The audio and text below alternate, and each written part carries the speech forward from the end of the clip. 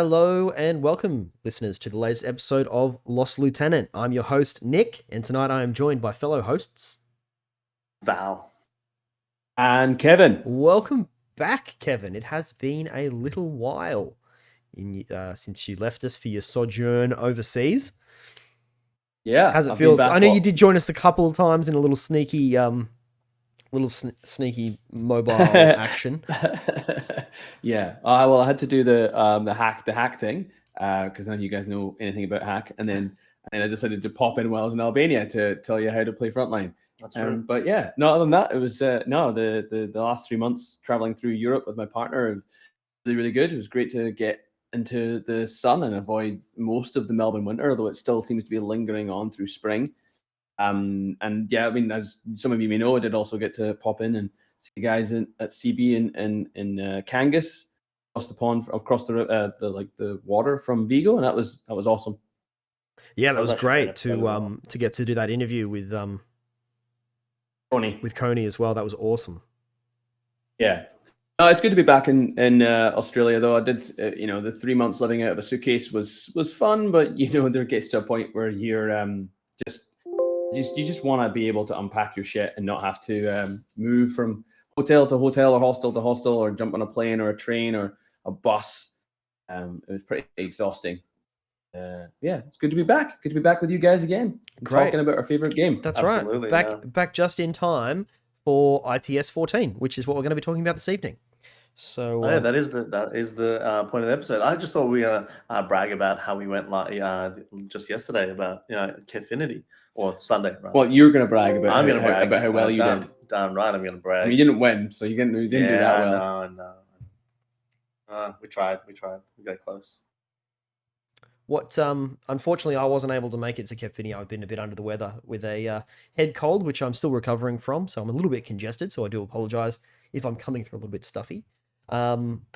Before we get into it, just a quick shout out to our Patreons. We've got a few Patreons who have joined us in our live stream tonight. So if you want to participate in in our live recordings, then you can go to patreon.com/lossoflieutenant, sign up for $3 a month. That goes towards us making this the best podcast we possibly can. We've put a few funds into a brand new microphone that's being used at the moment as well. So thank you, our Patreons, for that, as well as thank you for this phallic device. As well as our monthly and quarterly challenges. It all helps. So jump on and you get our private channel on our Discord, as well as, like I said, all the access to these live recordings. So you get to get all the outtakes, which we've had a couple already. 2 minutes into the recording, we've already had to to do a bit of start again. Yeah, that's right, restart. But we're doing well. So you're always welcome to join us. Jump on board at Lost Lieutenant. Yeah. Sorry, patreon.com/LostLieutenant. And also your Patreons will get to give ideas for content as well for upcoming episodes, as well as challenges, which the challenges that we'll talk about coming up were both suggested by our Patreons. So it's a good way if you want to influence the podcast. Give us your money so we can continue making the best podcast that we can. Currently, just as a point of note for people who are watching or listening, not watching, I'm currently sitting in Val's lounge room because I come back from Europe and I'm living homeless. I'm homeless actually. I'm living with my partner, but she lives in a 4-share house in Ascot Vale, and there's literally nowhere I could record in that house because it's just full of people, and there's no there is a cupboard I guess I could have gone into, but it was I don't think the internet really goes that far in that cupboard. So that's why I've come over to Val's tonight, and we've got a microphone. We're sharing one microphone, so apologies if sometimes we sound a bit distant, but that's also just Val in general. But yeah, a bit vague. Thank you so much.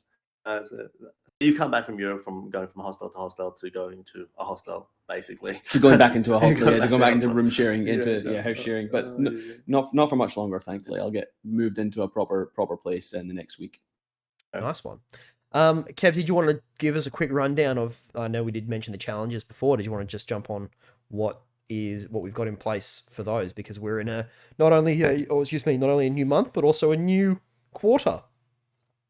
Yeah, I think we would have discussed it on or mentioned it on the last podcast, but yes, we have a new monthly challenge which is called Jump Around. So it's all about using super jump because, as we'll get into in the podcast, ITS 14 does focus a bit on super jump and using it in certain units get it in certain missions.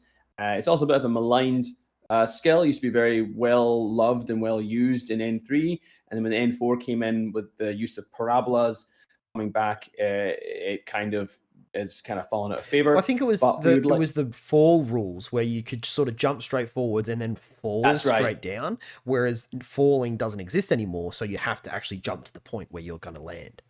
I thought you were allowed to fall still like you're still outside. No, you can't. No, there's absolutely no fall now in N4, which does make 4-4 moves, super jump, really quite difficult to use in this, at least in the same way as it was used in N3. Okay. But we'd like people to try it out and see if they can get any use out of it. It's been great. Yeah. I know, as an example, on the weekend, I got it used against me very, very well.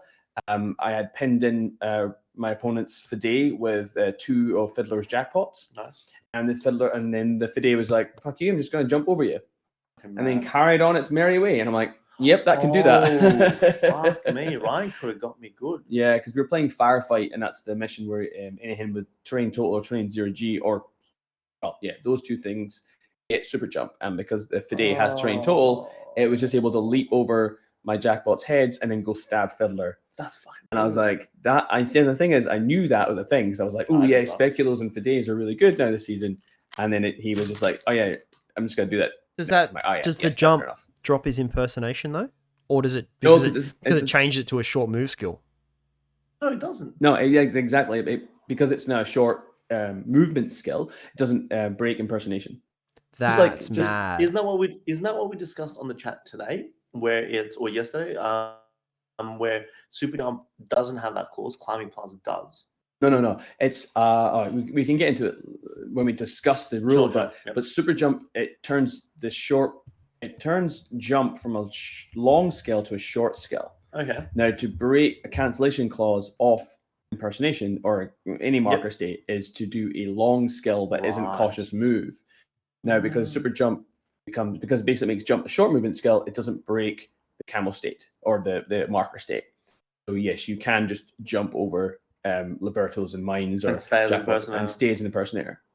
So that was a good example of it. So if you've got something like that, a story that you'd like to tell and share with us about about super jump, send it in as a Google Doc to us at lossoflieutenant@gmail.com, and we will draw a random winner at the end of the month to win a blister of their choice. So the other challenge we've got running to the end of the year is to paint up one of the new ITS 14 extras, which we'll talk about later on in the episode. So that can be a Secdet, which is a CSU, a Corsair, which is a Bashi Bazouk, or a Forward Observer bot. And you've got to do that by the end of the year to win a small box set of your choice. Please make it new for the challenge as well. Don't just send us in a model that you did like in January.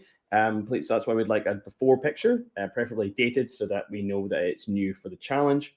And if you can send up to 1 before and 4 after pictures, and again send it to us at lossoflieutenant@gmail.com. Oh, I should do this one. I've got to hit so many models that I just want to paint up from like just random factions. So one of them would just be a CSU. Exactly. And like CSUs are in like 4 or 5 at the 21 missions, and the Corsair is the same. And the Forward Observer bot is everyone gets access to one now, even Toha. Yeah. So no reason not to do it as well. Yeah. I've run one both my lists on the way. They're awesome. Yeah.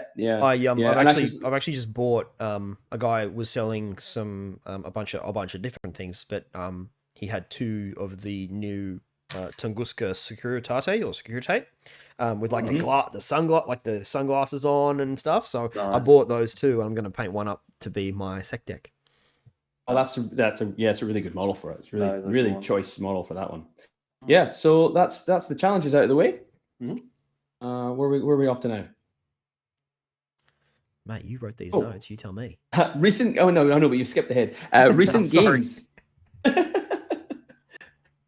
I mean, it's been a bit of a while since we've had the 3 of us in the room. So I just want to mention just some recent games before we get stuck in. Obviously, I've only been back in the country for about 2 weeks. Made a pretty good crack at it, though. Yeah, but we have had a tournament on the weekend, which was very successful. Mm-hmm. Kevin Finity. It's my namesake. It was just basically an excuse to get everyone together after my 3 months away, and to it also was my birthday yesterday, so we we just wanted to get people together, play some games, eat some cake, and it was a very successful day. Having food at the tournament was great. Oh, I'm glad you said. I'm Yeah, happy to put an extra $10 for like the entry, just so we have like a food platter. I think that's so something we should definitely look at doing in the future, even if That's it's just awesome. like I mean at BCB, right, we had a big bowl of fruit at the start at the front, and I personally I was surprised about how all of it went. yeah, that's So really good. just like a heap of bananas and some apples and stuff, and then like packets of chips, pretzels, like hummus and Mud cake. things. Hey. Yeah, great Yeah, big slabs of cake. yeah. Why not? Yeah, we Yeah, had, that was awesome. Where'd you get that? That was wicked. it's all from I think from Coles. Really? Yeah, Even yeah. that mud cake. The mud cake as well. Yeah, it was only like $15. It was or like something. it was Heck, like a 1 square meter worth of cake. Yeah, me it was huge. Hector was I mean, demolishing that. Not the most healthy, but I mean, people don't tend to eat enough during a tournament, even if, Yeah. because lunchtime sometimes is compressed. Yeah, you don't you're have enough right. time. Exactly. I think Hector actually missed lunch because they were playing through lunch with Douglas, so Yeah. he was really thankful that he had. He had so much mud cake, he had to sit down for round 3. I swear to God. No, that's good feedback. I think I definitely will do that in future with just some chips and dip and some fruit. It's funny because I arrived. I couldn't play, but I came along to sit through round 3 because we had to have a meeting afterwards and talk about some local stuff. But I had my computer set up not too far from where the food was, and at one point, Hugh walked over and picked up one of there was like these little vanilla cupcakes, these tiny little cupcakes. Picked up one cupcake. Looked at the rest of the cupcakes. He stood there for literally 10 seconds looking at them before picking up a second one and then walking off. And I was like, good man. He's so polite. He's like, he's probably doing the math. He's like, how many people in the room? How many cupcakes? Yeah. No, it was good. It all got eaten, and what we had 18 players, so that was great. I have now played 3 games of cryogenics, so I feel like I now have an idea of this mission that we're going to talk about for ITS 14. I'm glad that you say that, Kev, because I still don't understand it at all. So you can talk me through. We will get into it. It's a complicated mission. I think I like it, but we'll get into that later on. During the tournament, I just have a couple of things I want to mention, just for little takeaways for me getting back into the game again. I'm back to playing Starco for the time being. And one thing that I did enjoy that happened in a game that it doesn't happen often enough was I got effective use out of white noise. Yeah, Uhahu has white noise, and every time I take Uhahu, I'm like, fuck yeah, I'm gonna use white noise, and then I never use it, or I forget that I've got it. I had an opportunity to use it in a game against Jacob. He had that new Boktar, the one with MSV1 mimetism and a barrel rifle, and he'd like thrown it into my DZ on turn 1 or turn 2. And he put it in suppressive fire, just like looking at all my shit. And I'm like, how do I deal with this thing? I'm like, oh, I have a sensor bot that's got a repeater on it. So I was like, right, well, Uhahu is going to do white noise over the sensor bot. Mm-hmm.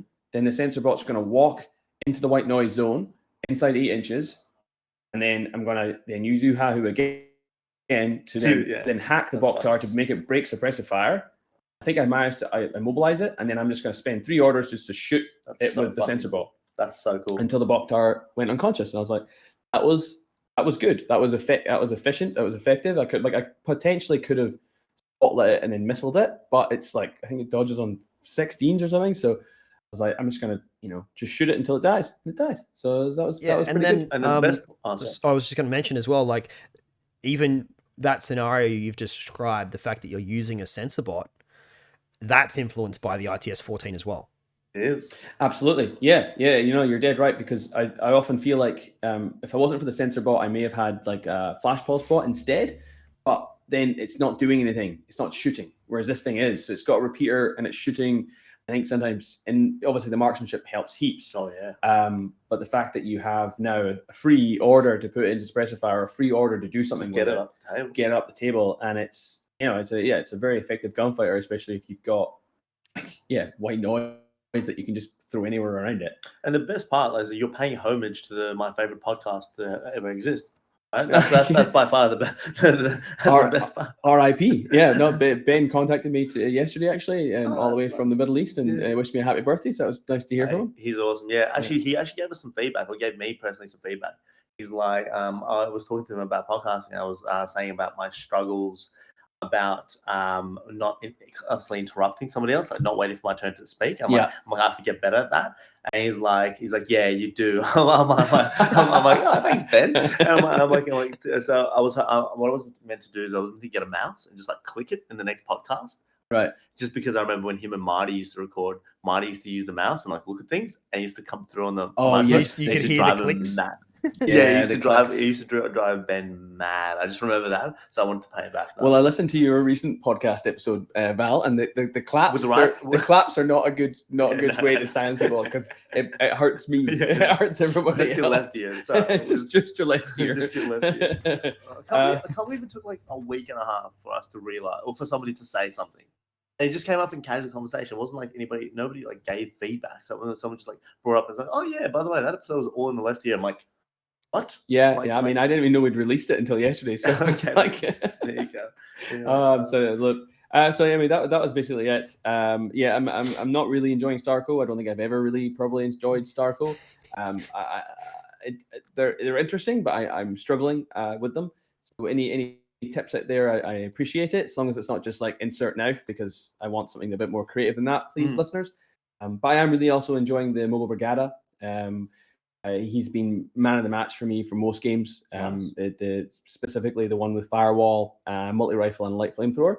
It's usually my master breacher because it's an armor 5 2-wound dude with a template weapon and a decent gun. And he's actually very good as a backup gunfighter if and when for your other HMG whatever goes down. Because walking a BS13 multi-rifle into 16 inches off a tag is no joke. No, it's actually it can do the job. Sorry, Nick, I just sent something through on the Facebook Messenger. It's a flowchart. The flowchart that was made for for cryogenics. Yeah, that was made by Nick. I won't say his surname because we've learned all about doxing. It's not doxing if you just give them a second name. It's just saying their second name. That's all it is. That's all it is. But anyway, unless they've done something wrong, I guess maybe. So Nick made a flowchart for cryogenics on how not this Nick, another Nick. Not me. Someone else who's also named Nick. Not Nick.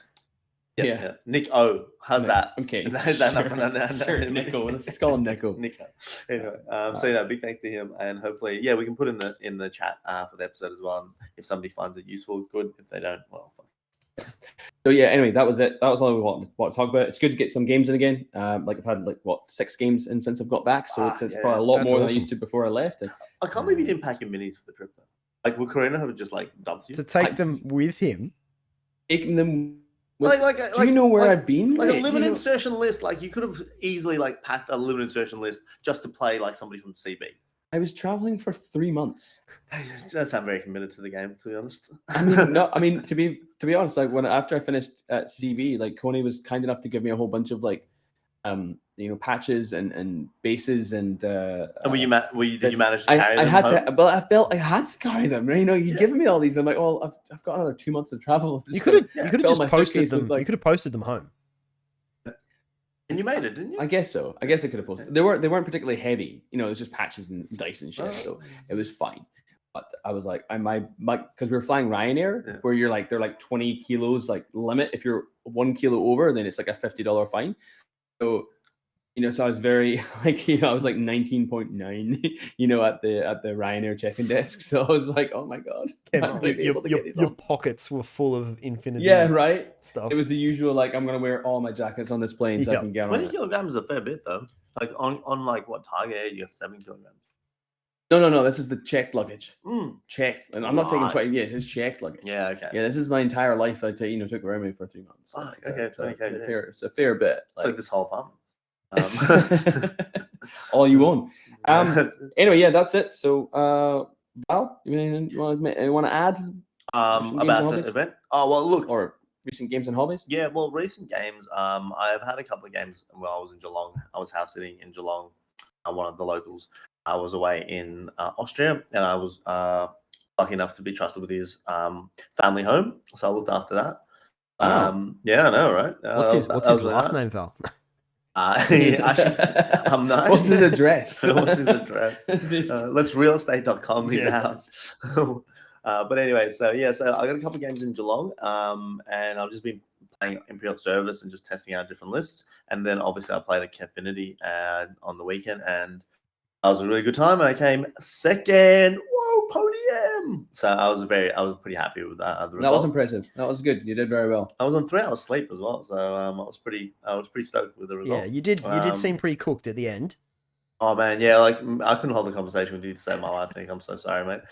Like I literally just like am like fading in and out of consciousness. But yeah, that was really fun, and I'm really enjoying Imperial Service. I'm really seeing some depth to the faction. Well, Finally. it's only taken you 5 years. That's right, 5 years and 2 factions to kind of teach me some other aspects of the game, and I'm finally getting there. So yeah. What's the? It's I mean, good. I know we don't want to go in too deep, but what's like the bones of the list? What's the main thing that's working for you? Mad traps and Guangxi. Really? Yeah, mad traps and Guangxi. So mad traps are like Guangxi get up the board and deny territory, and mad traps help me fork arrows and give people really hard decisions. Wait a minute, just to clarify on the Guangxi thing, Yep. that they're a pretty standard part of an ISS list. Yes. And I know that you're the kind of person who, for gone, whatever, didn't run Guangxi in You're correct. ISS for the longest time You're correct. because you were too cool for school. I was too cool. So clearly you have now just joined the rest of the. Well, I'm not running a Sujan. He's Right? not- Let's yeah, not bring me okay, down okay. to. He's Let's not- not bring me down to Nick's It's not level going yet. that far. No, but Oof. sorry, Nick. I had to defend myself, and the only way I know to defend myself is to attack someone else. What's his name? So the one thing of the Ken Ren, so mad traps, Ken Ren with mad traps, Ninja Hacker, Guangxi with Borny Shotgun. I've even managed to fit one of those in. So I'm Really? like, Oh, wow. 12 points for Guangxi, which is a lot. But so I've got one of those. Points. Yes, it's like a normal troop. So there's a couple of quirky things I'm trying, and yeah, some of it work. You running Sunset? No, not this one. I ran BCB. I ran Okay. Sunset and BCB. Okay. And Major Luna, actually, Major Luna is incredible. Yeah, I always to see. enjoyed using Yeah. Luna. She's very good. She's insane. Like, yeah, she's done so much work for me. Yeah, so she's been great. So yeah, really stoked. Actually. No, she's very good.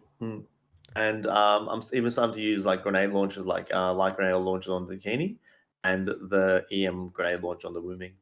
Oh, the EM Grain Launcher and Wooming. That's a good one. Because I was gonna say the problem with the mad traps is you haven't come up against Ariadne and Bears yet.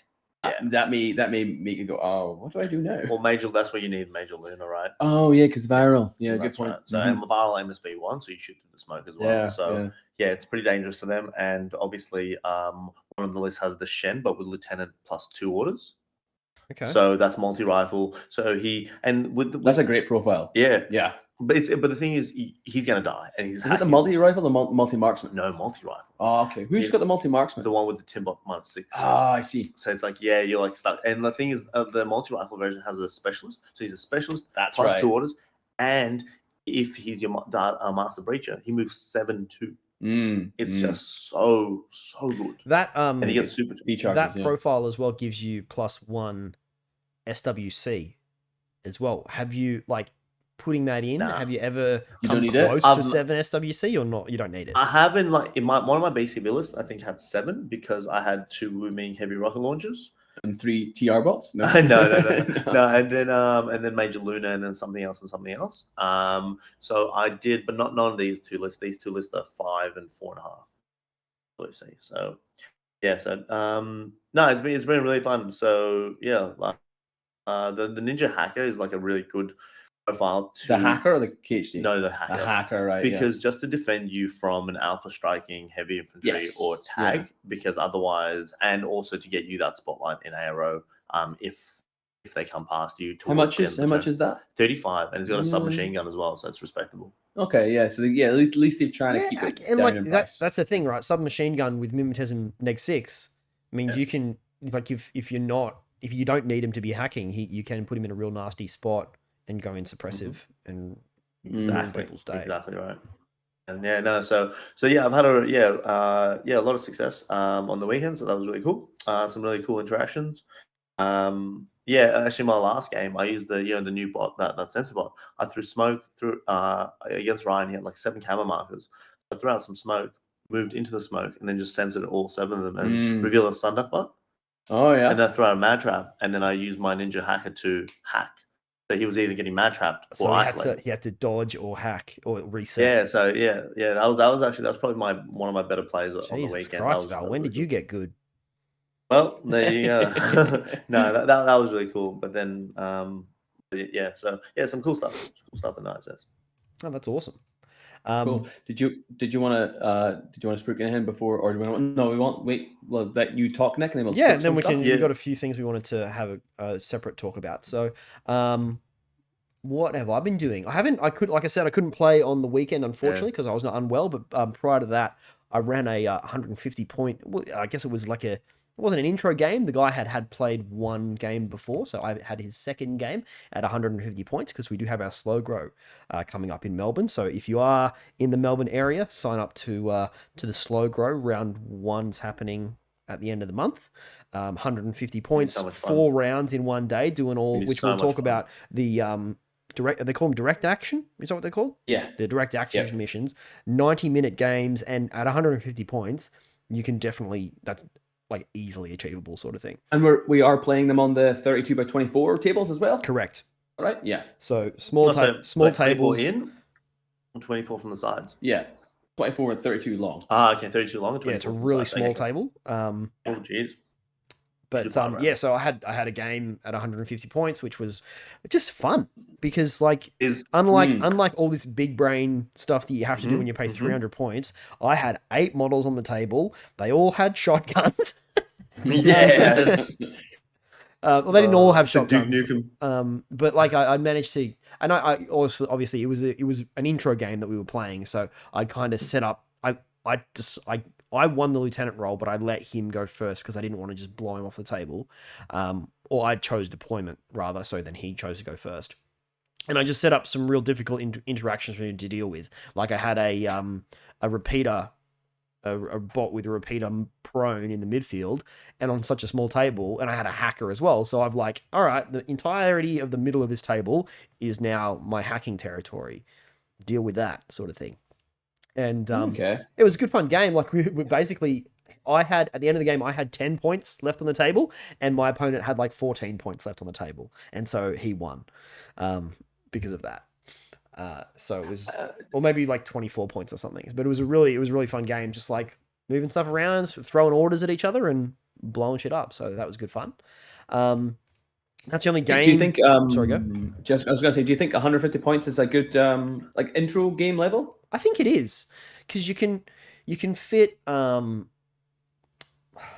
like maybe not like the way I like to run intros is you like if it's a pure intro, if they've never played Infinity at all before and don't know what it is, and you do like a bit of a demo type thing with like a gauntlet type situation, or just like a 3 line troop versus 3 line troops to get an understanding of what orders do, what mechanics, what the mechanics are, that type of thing. Moving from there to playing an actual game, I think I don't think less than 150 points. I think like if you're trying to decide what the sweet spot is, I think 150 is kind of where it's at, in my opinion. I think it gets a player a bit of experience of a few other profiles, because very quickly three line troopers is like, well, okay, what this game is boring as all get exactly out. right. At least then you can add a a skirmisher and a heavy impetuous infantry and an impetuous troop, and you've got some variety and how you approach the situation, and you get to start to understand it's not just shoot things with the biggest gun. Sometimes it might be start seeing the depth of the game, maneuvering. Yeah, because you get the core mechanics and you get a bit of depth of the game. Yeah, but 150 points is a blast. I fully agree with you. Yeah, and because like I think it's the sweet spot though as well, because there's enough room there to put a bit of complexity in what you're including. You can maybe have some hacking, maybe have some camo stuff, but there's not enough room to overload your brain on this is too much. And that's what a lot of people say when they look at Infinity. It's like, this is too complicated. Yes. But it doesn't have to be that way. I fully agree. 150 points is so much fun. When we played in Geelong, playing like 3 games or 2 games of 150 points on a local games night. Just fun. It just you blast it out. You have some like wacky like imbalanced games sometimes because like it's some like because 150 points you can't cater to every like answer. You can't pack every answer. So sometimes you get like a bad matchup. But overall, it's just so much fun and it's quick and snappy. I mean, like round 1 for the slow grow does have a few other list building limitations that we put in place. So no tags. I think it's nothing with more than 2 wounds. And no characters. That includes NWI. No characters over. Over 40 points. I think it's just no model over 50 points. Right. Oh wow. Okay. No model over 50 points and no characters over 35 points. I think they're both they both exist. I think there's basically using the recon rules, but I think we've added an extra thing whereas there's no model over 50 points because actually I don't really understand why Gorilla Miniatures or whoever it was, Ash, I think he made that recon rule set and he said no character over 35 points. I'm like, well, that's not a limitation at all because there's a lot of characters that aren't that good that are like maybe 36 points. Yeah, then I you think also but when Pete was sort of flagging the notion of putting that restriction in, I was for it, even though now I regret it because I actually wanted to take a character I wanted to take John Hawkwood, who's like 41 points or something. But the reason and I wouldn't say he was broken, you know, no, he was too strong. The reason why I said it was a good idea for running like a slow grow, expecting a lot of new players to be there, is that characters generally have a lot of rules. And so if you want to have a quicker game and not get bogged down, if you avoid the situation where you've gotten either an inexperienced opponent who's taken one of these things and is spending all this time trying to figure out what all this stuff does, or you've got an experienced player who's taken it and just throws all these things at the opponent and they're like, what the fuck just happened? Somebody like so preventing those situations was why I was, even though personally I would like to take John Hawkwood, I can't because and I'm okay with that. I've come to terms with that. So no impetuous either. Otherwise, you like 3 Armadillos on such a small table with smoke and like movement. Yeah, the way that we're doing it is that you can take impetuous troops, but there will be no impetuous phase. So they get the negative of being impetuous in that they don't get cover, but they don't get the positive of getting the free order. Yeah, which I think is a fair balance. And when you're on such a small table as well, it's too easy to cover that much ground. Yeah, and motorbikes and stuff. Just whoa. Yeah, but again, like it's a slow grow. Like if people who are coming and trying to like break the game, then I mean it's gonna happen, right? But most people should be trying to be not dicks about it, really. Yeah. Well, the thing is, after round 1, they'll just be separated from they'll be playing the players, doing kind of same thing. So it's fine. I was gonna say, what are you guys running? I know, Nick. Actually, Nick, you've been doing some of your bases. Actually, that's so. Well, I haven't been playing many games. I've been doing a little bit of hobby. I finally set up my airbrush airbrush station. And I've actually had to pack it down to get my laptop back out. But I've like used my airbrush for the first time in my whole life, and I loved it.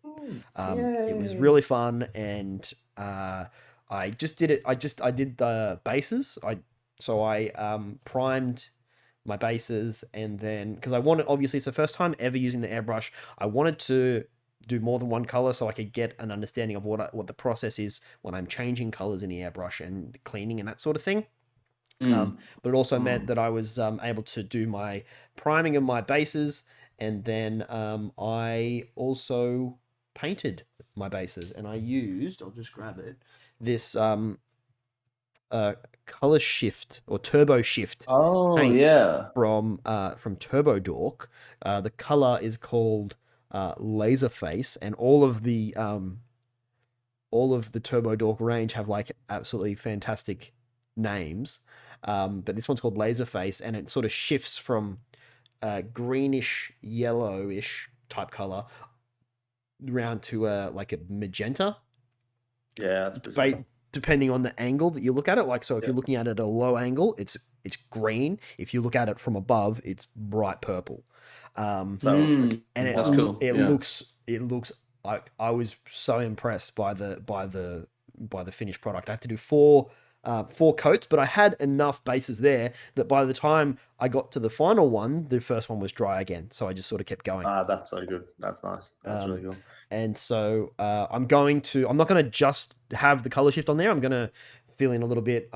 There's like these bases are 3D printed and they're kind of like space station type sci-fi It could be like the lights bases from the space and station. yeah, so I want to have like some lights in there and maybe I'm going to do a bit of a wash through like the cracks in the ground, and then there's like little circles that are like could be little lights, and I want to make them like blue glowing almost. Yeah, some lights there as a bit of a contrast would be good. Exactly. Yeah. So that I want to have it when you're looking at it from all angles, some of it is constant which is separate from the color shift. Gotcha. Yeah. That's good. And so, which is really cool. And so if we weren't recording tonight, I'd definitely be priming some more things because I have to paint my army for the slow grow. And that's White Company, isn't it? You're doing White Company, that's right. Yeah. What are you doing? Well, if I get myself out of storage, which I should now do, I am going to run Starmada. If I can get them assembled, yeah. Oh, okay, Yeah. right. I was going to go O12, and then I realized I've got the Starmada action pack and the wildfire stuff. I was like, oh fuck, I'll just go Starmada. Yeah, okay. A bit easier to start with. Yeah, right. Mm. And I'm finally jumping onto the Ariadna bandwagon. I'm doing TAC. Oh, only after Taj like just showed you up at the BCB. He didn't show me up. He came 6th. Thank you very much. He was. But wait, where did he come last BCB? Last. He came dead last. That's so. So if there was an award for most improved. If only. It was so cool. I was so happy for him as well. I was absolutely stoked. I was stoked for him, which was really cool because he was practicing, and yeah, like he was getting like having some hard results and hard games leading up to it, but then it all just clicked for him on the day, which is really good because I don't think TAC is so strong. I think TAC are. Yeah, I think they're so strong. I don't know if they're so strong, but I think they can bring an element to the game that some people aren't prepared for, which is camo spam. Camo spam, absolutely, but also like they just choose their fights. Like in ARO, they choose their fights, and they have some deadly weapons. But yeah, so I'll be taking them. I'll be obviously running some Dog Warriors and some Armandinhos, even though there's no Impetuous, and I'll probably be using. Really want to try the Strelok with the T2 rifle. I think that's gonna be spicy. So we'll see how we go. So I really look forward to it though. Oh, maybe that's all the catch up. I just got one thing to about. Yeah, go for it. Yeah. So in Geelong, Throw the Dice are having a store championship. Effectively, this happens once a year for the five game systems that they do. So Infinity is booked in for the 6th of November. What we're basically trying to do is, as we know, King. So Taj is the king of Geelong now. So the king needs a champion. So we need whoever wins the store championship will be the will be Taj's champion for the year. So please come on down. What does that mean? What do you mean? What does that mean? So does Taj get to order him about? No. If someone challenges Taj, they have to. Yes. It's like the mini boss before the main boss. They've got to get through the champion. Exactly right. That's right. So Taj just has to sit there getting fat on his throne while the champions are protecting him. Absolutely. Okay, right. Yeah. Because it's so funny because the first time I came to Geelong after BCB, I walked in the store and he had a cape and a crown, and it was the funniest thing I've ever seen. We were all dying. It was such a good get up, and now we're just gonna go with it. And so yeah, so basically, we need a store champion. So we've got I think we have 8 players signed up already from Geelong. So if any of the guys from Melbourne want to come down, 6th of or anywhere else. 6th of November, come on down. I think we've got 16 spots. It should be a good time. Cool. So yeah, please. Well, there is one other thing to Spruik that is actually on the show notes. Thanks, Val, for going off the reservation. But CanCon's back. So Infinity is going to be at CanCon in 2023, January 26th. Is Australia Day, which is around when CanCon is, but it's actually not on that day. It's around that weekend. No, it's the week week after. I think it's the week after, or that week. It's that weekend Yep. after. And the mission set has been announced. So day 1, you've got acquisition, unmasking supplies. Day 2, supremacy and cryogenics. I fucking hate supplies so much. Yeah, 27th, 28th, or 20. Oh, sorry, shit. I just looked at that before. I just closed it. What was it? 28th, 29th? Come on, you stupid thing. I can't wait. I'm so happy. We've got 8 people from so far. It was pretty cool. Yeah, it's a great crew heading up yeah. from Victoria. So, are you guys coming? I'm not. I won't be You're not? I Oh, don't know.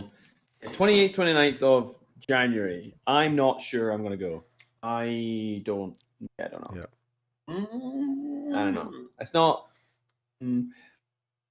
Look, last time I went to CanCon, my wife got pregnant, and I can't take that risk again.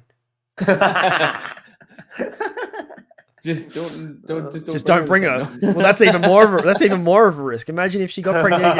Imagine if that happened. Well, she got pregnant while I was at CanCon and she wasn't there. My goodness. Oh no.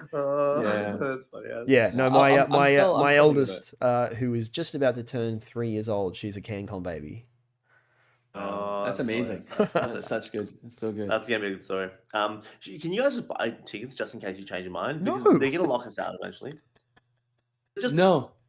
I'll give it some time.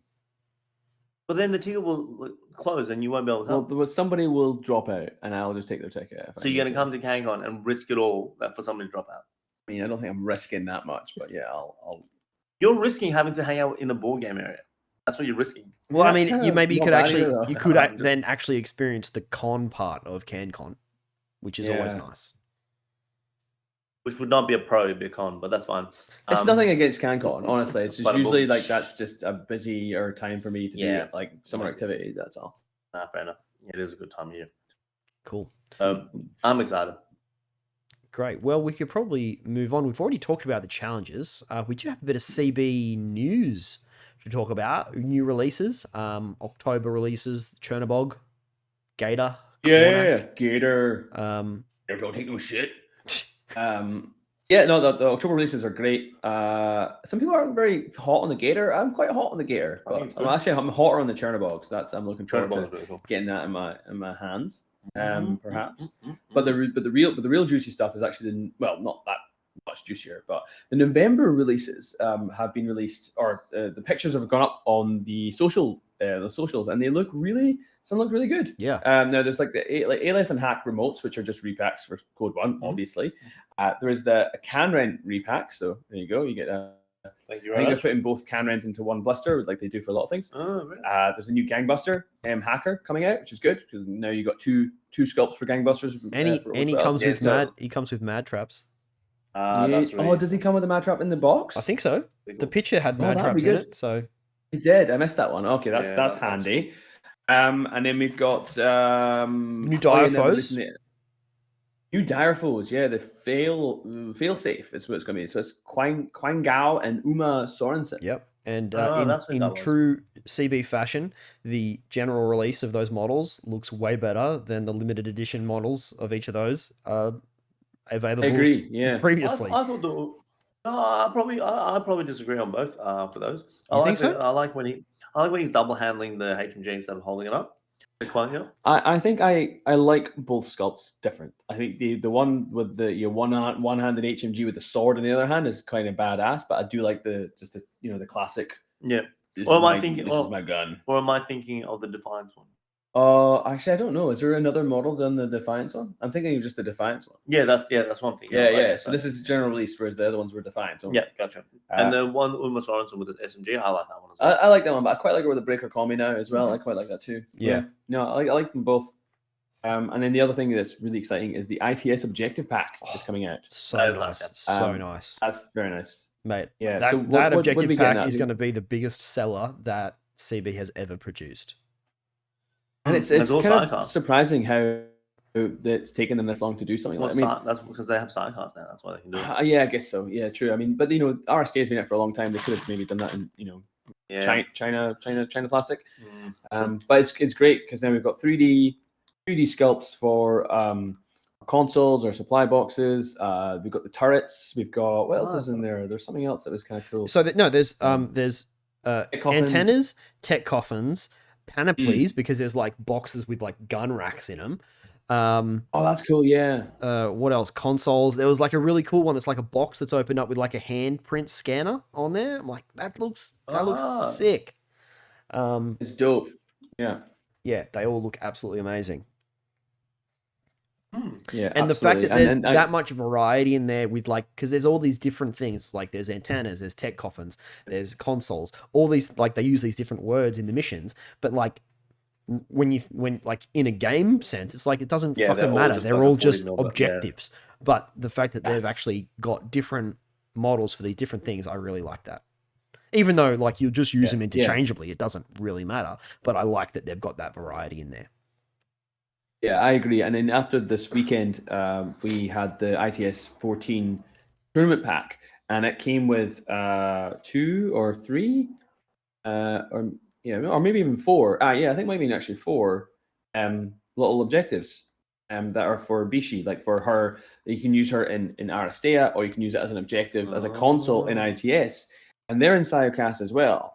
And they look great, and it's perfect. Like it's 3D objectives. They're useful in Aristea and Infinity, and they're on theme as well with the limited edition model. So that's a really good thing that CB did there, and I hope that they continue that trend in the future. Pretty thoughtful, they say, guys. I must say. Yeah, it's a good idea. I like it.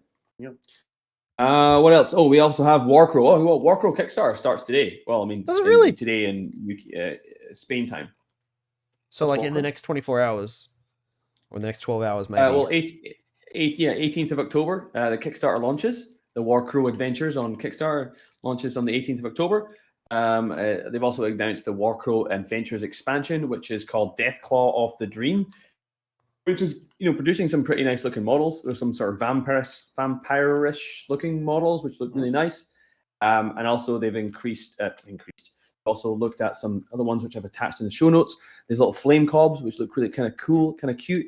They're like little dudes with flames coming out of their arms. Little totems, totems with like throws. And then like this new character called Trabor Slipmund, who's like a dwarf dude who has like gun bike things. He's got like little trinkets, which is like a bike with them. He's Fiddler. He's Fiddler in fantasy. That's kind of what I thought about when I saw them. I thought, it's really good. You can race Fiddler, I mean, on the one hand, I'm still kind of like, okay, when's the rules for the? I just want to see the game. I just want to see the gameplay. But I mean, that's a shitload of models that are going to be coming out in the stretch goals for Warcrow, and I kind of like it. Even if you are, again, same as Defiance, even if you're not into Warcrow, you could buy these models and use them in any RPG.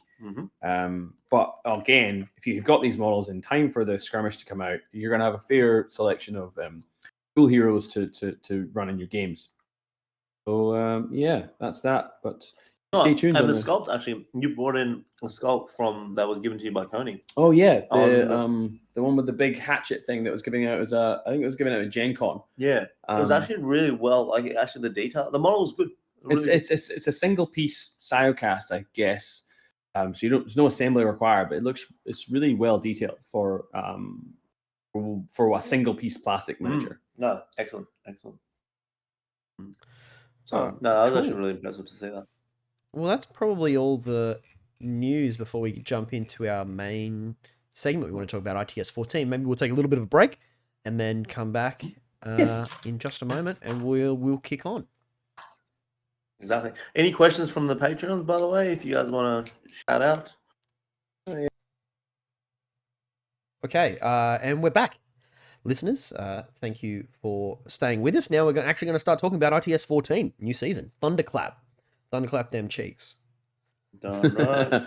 Yes, that is quite the name. Quite the name for the new season. Very interesting. Yeah, you can now, every model that's got like a big booty sculpt gets an extra order or something.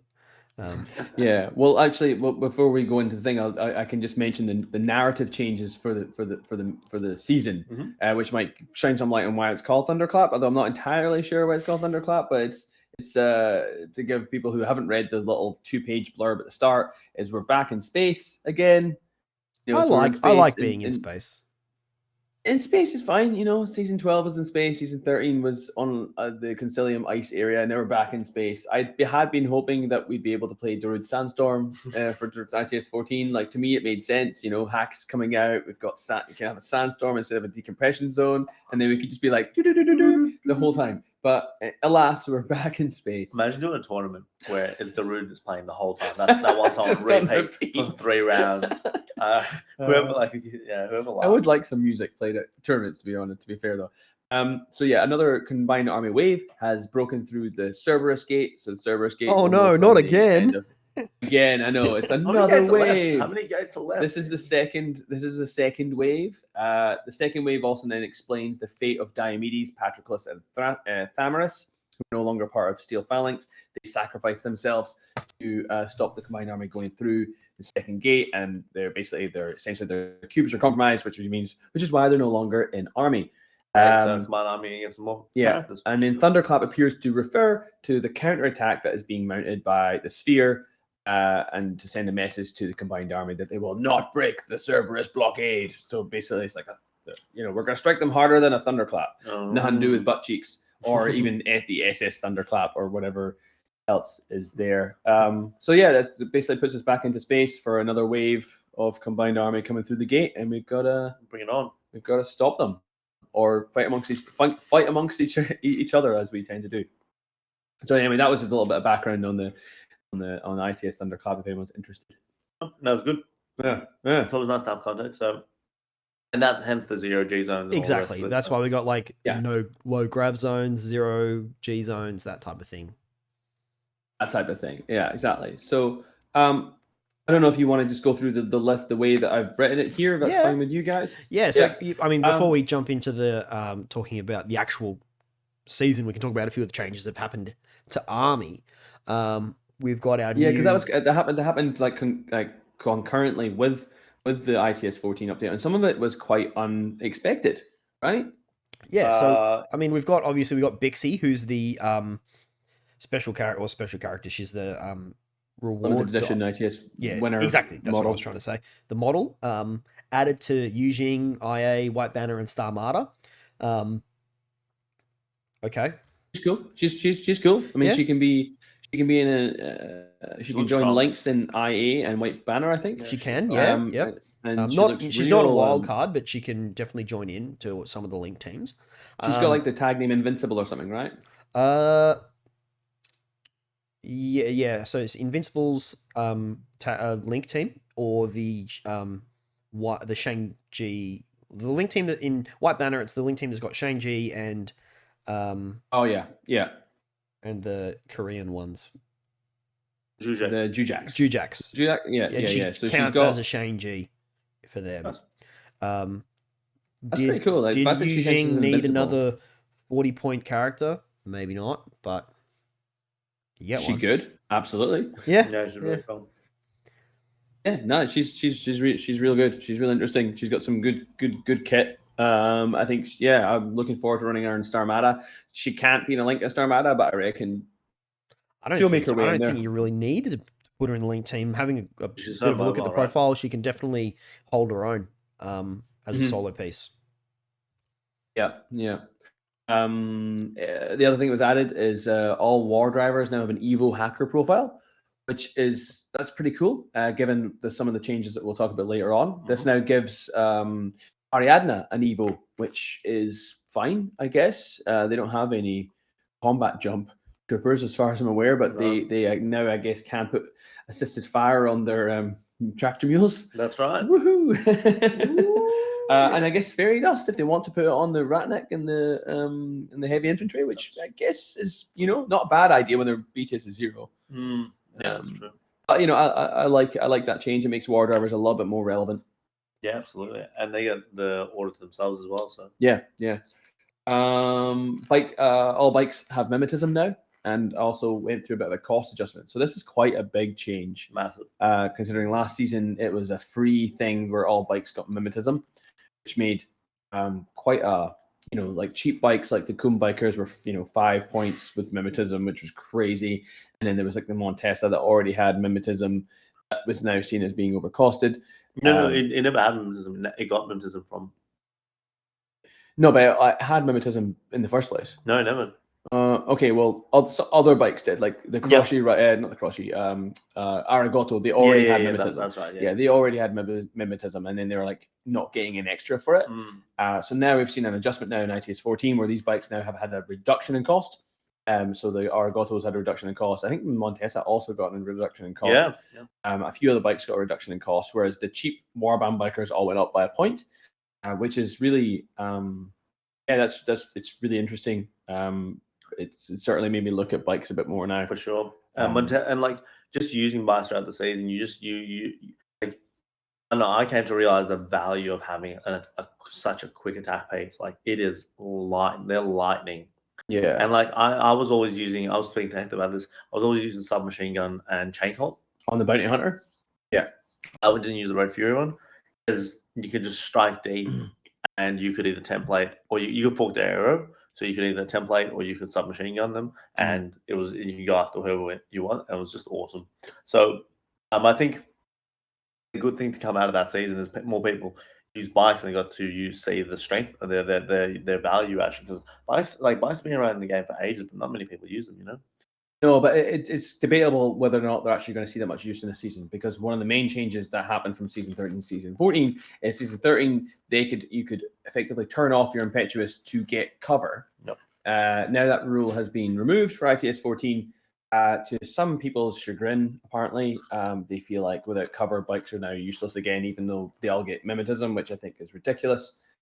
But that's my opinion. There's a growing call from people online to ask CB to put that rule back into ITS 14, which I personally think is the step too far. Go design your own game. I think bikes. I think bikes should be able to take cover if they're not impetuous. But given currently the only bike that is not impetuous is the 112, it doesn't really change anything other than bikes that you can put into a duo. I think I like this change in army. I like how bikes now have mimetism. I think being able to, I don't know what CB are going to do, honestly. I think there's people who are talking about keeping that turning off before the game starts. I just think that's really sloppy, and it's a weird rule that doesn't exist anywhere else in the game. So please don't make that a rule in the main rulebook, and don't keep it as an ITS just because people.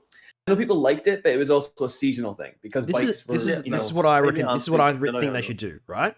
You should put impetuous on the bike profile, but not on the dismounted rider. Oh, okay. So if you don't want to be impetuous, you can get off the bike. Okay.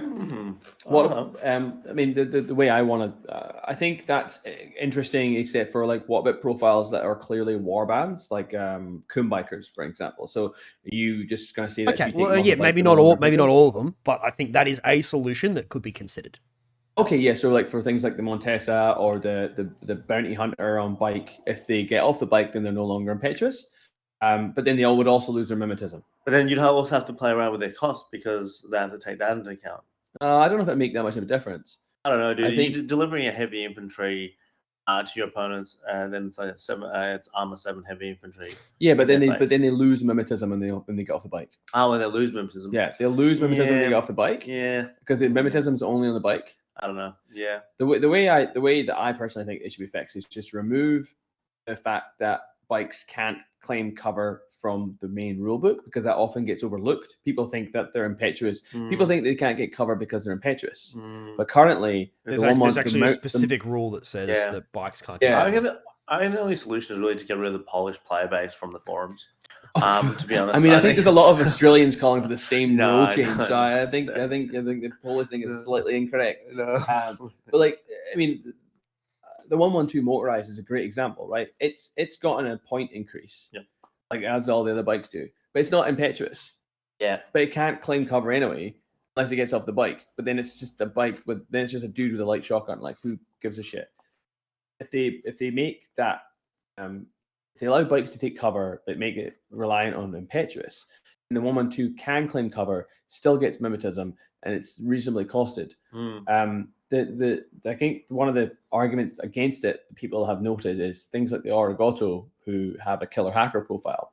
Last season, they could turn off Impetuous and then use Cybermask. Oh yeah. So you got a cybermasking bike, which That was was cool. So strong. That was So cool. strong. But they've also had such a point decrease that I think it's not that big a deal. Like now they're like 19 points. Yes, so it's it's like so okay, good. so sure you can't cybermask, but you've got fucking 19 point it's killer hacker so who's good. 8-6 move.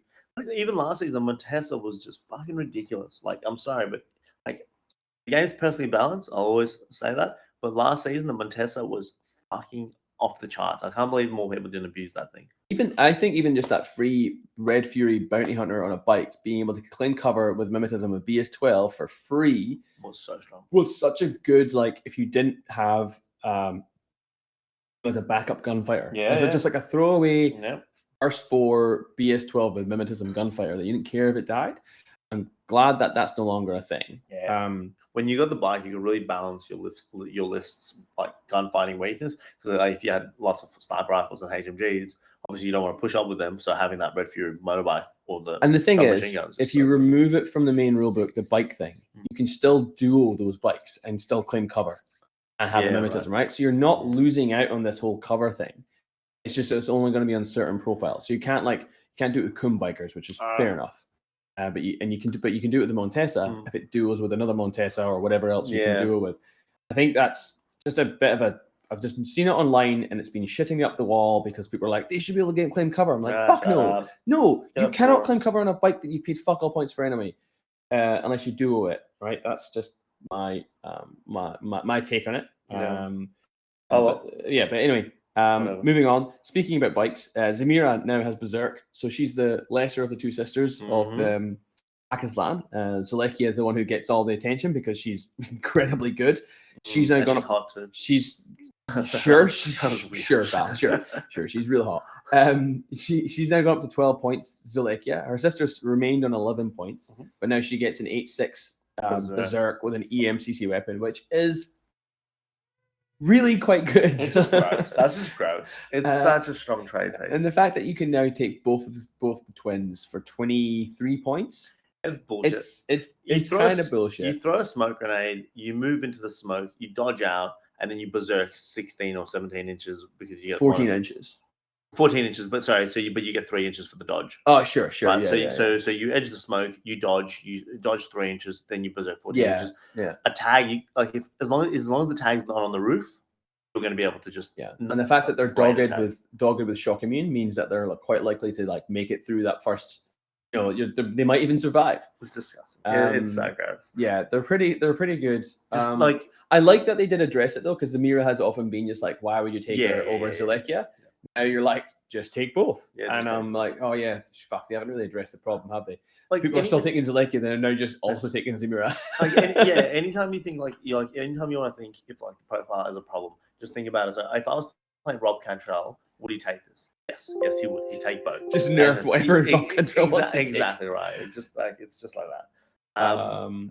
At the last point, the Tiger changes. This came as no surprise to anybody in Geelong because the Geelong meta have long known that Tigers are fucking brutal, and we've played floor as lava for the longest time because the Tigers just berserk their way through your whole army. They are nasty. They're so nasty. So yeah, I'm very happy to see this change. And what's the change?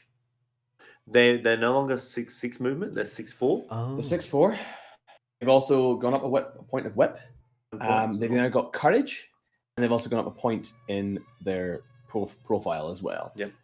Which I think I agree with all the changes except for the point increase. Nah. I really could have done without the point increase. Shaz Vasti player. No, exactly. It's because I'm a Shaz Vasti player. Like the reason why they nerfed Tigers was because they were too good compared to Gakis and Predas. Right? For vanilla. They were in vanilla. Yeah, if a vanilla player would look at Taiga and they look at the 4 or the 7 point Gaki and be like, I'll take the Gaki if I literally don't have points. If I don't have 1 point spare to upgrade it to a Taiga. Right? So I can see why they've changed it there, but poor Shaz Vasti who are like, well, we kind of need these tigers so we don't just get ruffle stomped by fucking. Oh, please, poor Shaz Vasti. And now they've all gone up like fucking. You pay like, 4 extra points. do you know how expensive Shaz Vasti are? Like, we don't get Emitrons. Yep, We get AVA 1 R drone, and we Yeah. get 2 Echidrons. So And- we've got no room for any movement at all. Yeah. Like, if our armor list got 4 points, we just basically have to like downgrade a fucking shrouded to a siege soldier, and who wants to do that? Because siege soldiers are garbage.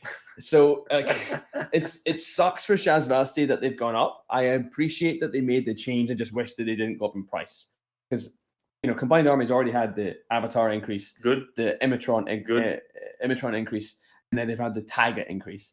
Fucking I mean, I never thought I'd say this, but poor combined army. Oh, shut up. Jesus Christ. Not a chance. No way. That just means players have to fucking find some diversity in this faction because we've been seeing the same shit from Combined Army for how long? I mean, no, I agree from a point of view of combined army, vanilla, but not per don't hurt Shaz Vasti. They're just Anyway, we'll see. We'll see. I'm not playing them now this season, so it's fine. It's fair. So we could probably move on from army changes. I think that's everything on that front, and jump into some of the actual changes for the season and what's in the ITS. Yay! So we're not going to go through every mission. You've had the document now for a little while, so you can do that yourself. Yeah, you lazy bastards. Yeah, that's right. Just read the book. But we just want to talk about like the season changes and the our opinions on it. There's been some like small adjustments to the missions, which we can go over, and some small adjustments to like how the game is played, like that maybe may not have been noticed on a first pass. Yeah. Like you say, we don't want to go through all 21 missions because there's now an extra mission in the pack that would be here all night. Yeah. So we've the first one that we're going to have a bit of a talk about here is changes to Civivac, right? So Civivac is where you walk up to a HVT and fucking grab them, sort of thing. Previously, it was a whip roll +3. If you failed that whip roll, if you failed that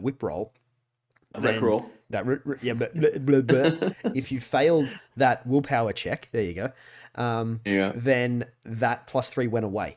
So if you failed the first time, it made it harder. The +3 now always stays; it doesn't go away, unless the civilian is hostile. But a civilian's only hostile if it's like a designated target or something like that. Yeah, I think so. I don't know where it's like clear. There's nothing. It doesn't say. It used to be like if you failed, then they become hostile. And they become hostile. Yeah. Where it doesn't say that anymore. So no, it's kind of like hard to understand because like it's a designated target and it's an enemy model. So can you sit back an enemy model? I don't know. I guess you just like chloroform them. Chloroform, I mean, which is why I guess you don't get the +3 because they're like no. The other thing that I think that's a great change. Makes it easier to do, right? And we like it's such a negative experience to roll that +3 roll, fail because you rolled it a 20 or something, and then know that from now on, if you want to do it again, it's going to be harder, right? That's not a nice experience. Yeah, because wasn't it in like N3 or early in N4 that the civilian would? Oh no, it was N3. The civilian would disperse in a random direction. It would move away. That was funny. And you'd be like walks out to the middle of the guns. And you're like, oh no. Oh, that's pretty funny. I actually like that. Yeah. I do quite like that. But like, for ITS, it's just that random element to just remove it. Yeah. That's why we have cryogenics. But the other change for Civivac, which is really cool. It's interesting that they noticed this and they made a change. So I'll be interested to know why they did this. But whereas before, when you Civivac, it was like a synced civilian, so you had to keep within 8 inches of you. It had its own profile. It was 4/4 move, which meant whenever you had to move it, you had to make sure it was stayed within zone of control. Now, if you sync or Civivac a civilian, it's now just stuck to you. It's like your silhouette. So it doesn't actually have a movement value on its profile. When you're Civivac, that civilian remains in silhouette contact with you. Yeah. So disappointing. So regardless of what your movement is, it just stays in silhouette contact. So you drag it along with you. You've thrown it over your shoulder, thrown it on the back of your motorcycle or something like that. Yeah, It's come with me if you want to live, exactly like that sort of thing. It's stuck to you like glue, which is great. It means you don't have to worry about him dropping out of that zone of control. So it makes it easier to to play on on like a order by order basis. The other thing though, I guess, and maybe it might restrict where you can actually take the civilian though, because while it's in silhouette contact with you, you're no longer size 2. You're effectively 2 size 2 tokens next to each other. Yeah. So maybe you're not going to be able to fit in certain places that you would have before. And use them as a body shield. No, Well- because you can still No, shoot. yeah, It's like in terms of they like don't block they line don't of block fire. line of fire. Yeah. Here's a point though, because you can't move. Oh wait, you can't move through a civilian. Wait, you can move through a civilian. Yeah, they're basically. You can, but you can't end your movement on top of a civilian. So what if could you backed yourself into a corner with a civilian in front of you, then your opponent They can't can't base. come into base contact to close combat attack you. Okay, well, Yeah, there you go. They don't. Right. So it's. I don't like that already. All right. I don't like that already. So you gotta make sure there's enough space for them to go down. So if you're gonna hide yourself in a corner, make sure that there's room for, like you say, 2 silhouette 2. Yeah, models. I just can see players better than me already abusing that. I mean, I don't think you can abuse it. I think you can potentially use it as some kind of human shield for to stop an assassin coming into your base contact, but it would be quite difficult to do. And no, it really wouldn't. No, it would, because you've got to get to the civilian first. Like, I mean, and you've also got to know that's something that you want to do, right? So it's situational. Yeah, it's very situational. I mean, it's less fuck around than what it used to be, where you could block doors with them. So it's still right? True. Well, I used to like civic backing, because then what you do is, like, when you get anywhere near your deployment zone, is you move, and then you move them out of your zone of control, and then breaks them, and they go into a safe spot, and the enemy that was carrying them goes back into the fight. That makes sense. Yeah, but then once you've broken them, you're no longer civic-backing them. You don't get the points for that. No, but what I'm talking about is, like, for unmasking, if you want to get your guy back. I see. Like right, that, yeah. right? It doesn't work for rescue because you need them to be in civic state. Yeah, well, yeah, that's a learn. That was a learn for me. Yeah, but you can just cancel the state now at any time. Yeah, true. Yeah, you can't just like slingshot them away. Exactly. Fuck off, and then like, jump back. Yeah, that's fair. The other thing that they've mentioned as well, they've clarified, is that if the trooper becomes impetuous, it immediately cancels the state. Whereas in ITS 13, it says you cannot civivac if you're impetuous. So you can't do the skill. Yeah. But now it cancels it. So I think that's a good change. As well. Because if you're frenzied, you would still remain with it. But now it's like, no, you're now gone. Also, becoming isolated cancels the state too, which I think was actually the same as ITS 13. I just didn't notice it. Sure. So if you hack somebody and make them isolated, then they'll also drop the civilian. Yep. So things like jammers are quite good. Immobilized as well. Oh, and immobilized. Yeah, right.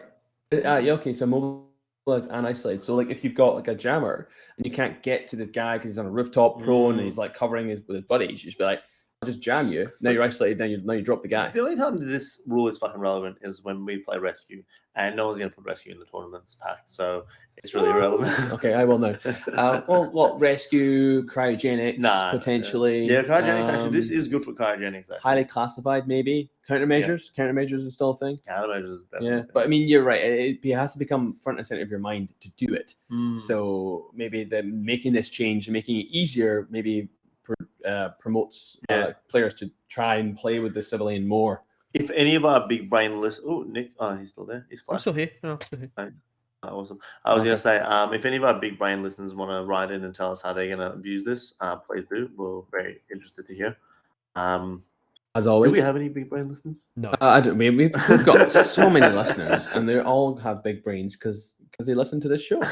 It's fine. Like their brain gets bigger every time they listen to this show. Oh, jeez. I know mine does. It's my ego, but it's fine. I'm internet famous. This change I like. This next change I really. All right. Do you want to talk about? It's Tamagotchis, is it? No, Tamikitos. I don't know. Can somebody say this? Taco Tuesdays. Taco Tuesdays. Thank you very much. Taco Tuesdays. So basically, it's the Forward Observer remote that's been pretty neglected, because if you're ever going to take a remote, you're either going to take an attack remote, being a Rushi, a Pacemaker, or if you're going to take a remote like a Flash Box, which is 7 points, you never go in that middle zone. So they've basically boosted these guys. They've given these forward observer utility bots marksmanship, tactical awareness, and ECM firewall -3. ECM hacking -3. ECM hacking, sorry. Oh yeah, sorry, not -3. firewall. Yeah, ECM Sorry, hacking. these notes. These are my notes. These notes. Jesus Christ. But yeah, the point is, these guys have. I think you're going to see them a lot in a lot of lists. And I think in like a roundabout way, I think it's going to have an effect on the on camo spam armies. Yeah. I think in the roundabout. Not a good year to be playing Shazvasti. Yeah, not a good year to play Shazvasti or Tak, I guess. Tak, which is a great purchase by me. So yeah, I think it's gonna be really interesting in seeing more of these guys. Yeah. Have either of you used one in your list yet? Kev has. Just that one time on the weekend, which it did very well for me, which was great. I used it in another game where it didn't do anything really, except I just used its attack awareness order to put in suppressive fire on turn 1. I'm like, cool. Now I have this area covered. I've got a repeater there as well, so I can hack through it. It's just a good piece to have. You got to remember as well. Sure, all these additions are great, and it's going to make people take the profile. But what that means is that those people are not only going to have these extra bits, they're also going to have everything that bot had already, like sensor, like triangulated fire. So these few different things that, like, I think sensor and triangulated fire are great things to have in your toolbox anyway. All these extras just make it even better. But so it's, I think, if everybody starts taking one of these, then your midfield camo pieces start to have to get a bit more scared as well. Yes, absolutely. No, I really think they're going to have a big effect on the game. I think. I think I want to mention something about attack awareness. Yeah. And this is just a broad thing. Broadly speaking, when people talk about orders, the people are always like, we're capped at 15 orders, but then I've got like 2 attack aware and an NCO and blah blah blah, and I've actually got 21 orders. I'm like, but you don't have 21 orders though. Like, that's the thing that I think people need to bear in mind. It's an order for that unit. It can only be spent on that unit. Yep. So if that unit's not doing anything, you're not getting an extra order. Right. You're not really using that order. It's just an order that sits on that unit. So what you're saying is that 15 regular orders? Yeah, I just think that people who talk about orders and talk about like, we're no longer capping ourselves at 15 orders because we're getting all these other orders other ways. I just like to point out that I don't like it. I don't personally like it when people say I've actually got not the same. 19 it's orders. not the same thing. It's not the same, because also when you lose that model, because bear in mind it's got 0 armor, you effectively lose 2 orders. So it's like there's like some discussion about like, we're capped at 15 orders, but CB keep like giving us more orders. I'm like, well, not really, because it's not an order that can be used anywhere. Well, the only way they are right is if your sequence of activation is so on point that you use only those orders when you need to, and you don't draw from the pool. Sure, I mean, I used to put in suppressive fire, which was fine, but like if I didn't have that extra order, it doesn't really make any difference. Like, it's not an extra order. Like I played 2 assassin players on the weekend who both ran Muyabs. I'm like, well, cool. But when I kill that Muyab, you now lose 2 orders. Yeah. Well, I guess what you're saying is it's like to say you have 15 orders and to say you have 20 orders. They're 2 different things, because 15 orders are a regular. It's like when people count impetuous orders as like their orders. I'm like, it's not a fucking order. It's an activation that's only on this one guy. Yeah. So like, let's stop trying to inflate your order pool.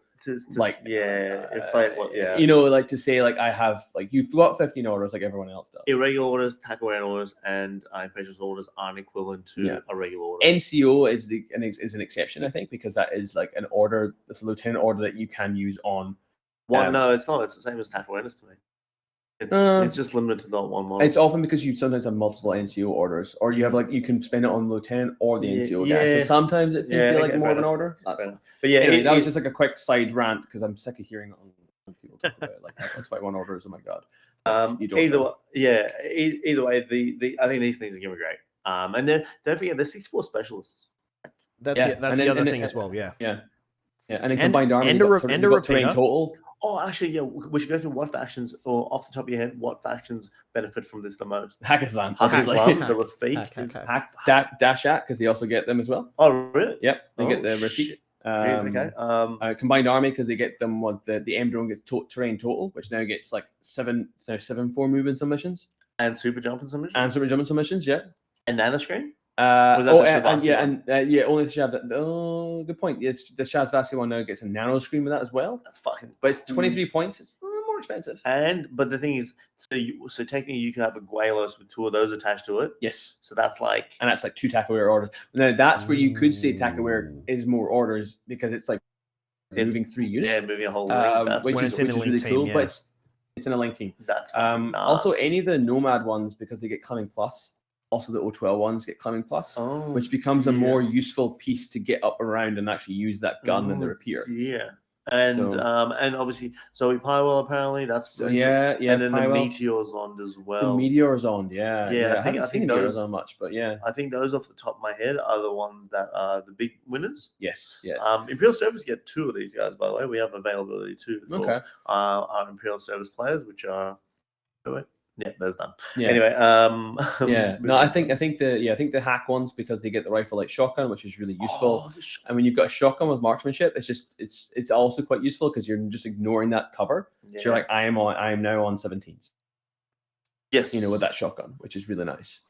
Wait. Oh yeah, you're Yes, 11 plus- Your yeah, plus yeah, 6. yeah. Your plus 6 is not Yeah, impeded no. by cover. Yeah. Yep, Yeah. gotcha. That's Which is really. quite- and then obviously, everyone knows the 20-point Red Fury. Oh, so good. BS14 Red Fury for 20 points coming at you. Real nice. Yeah. But also, you can't forget the real winner of this, Ariadna. That's right, the because tractor Ariadna get their special own little tractor mule.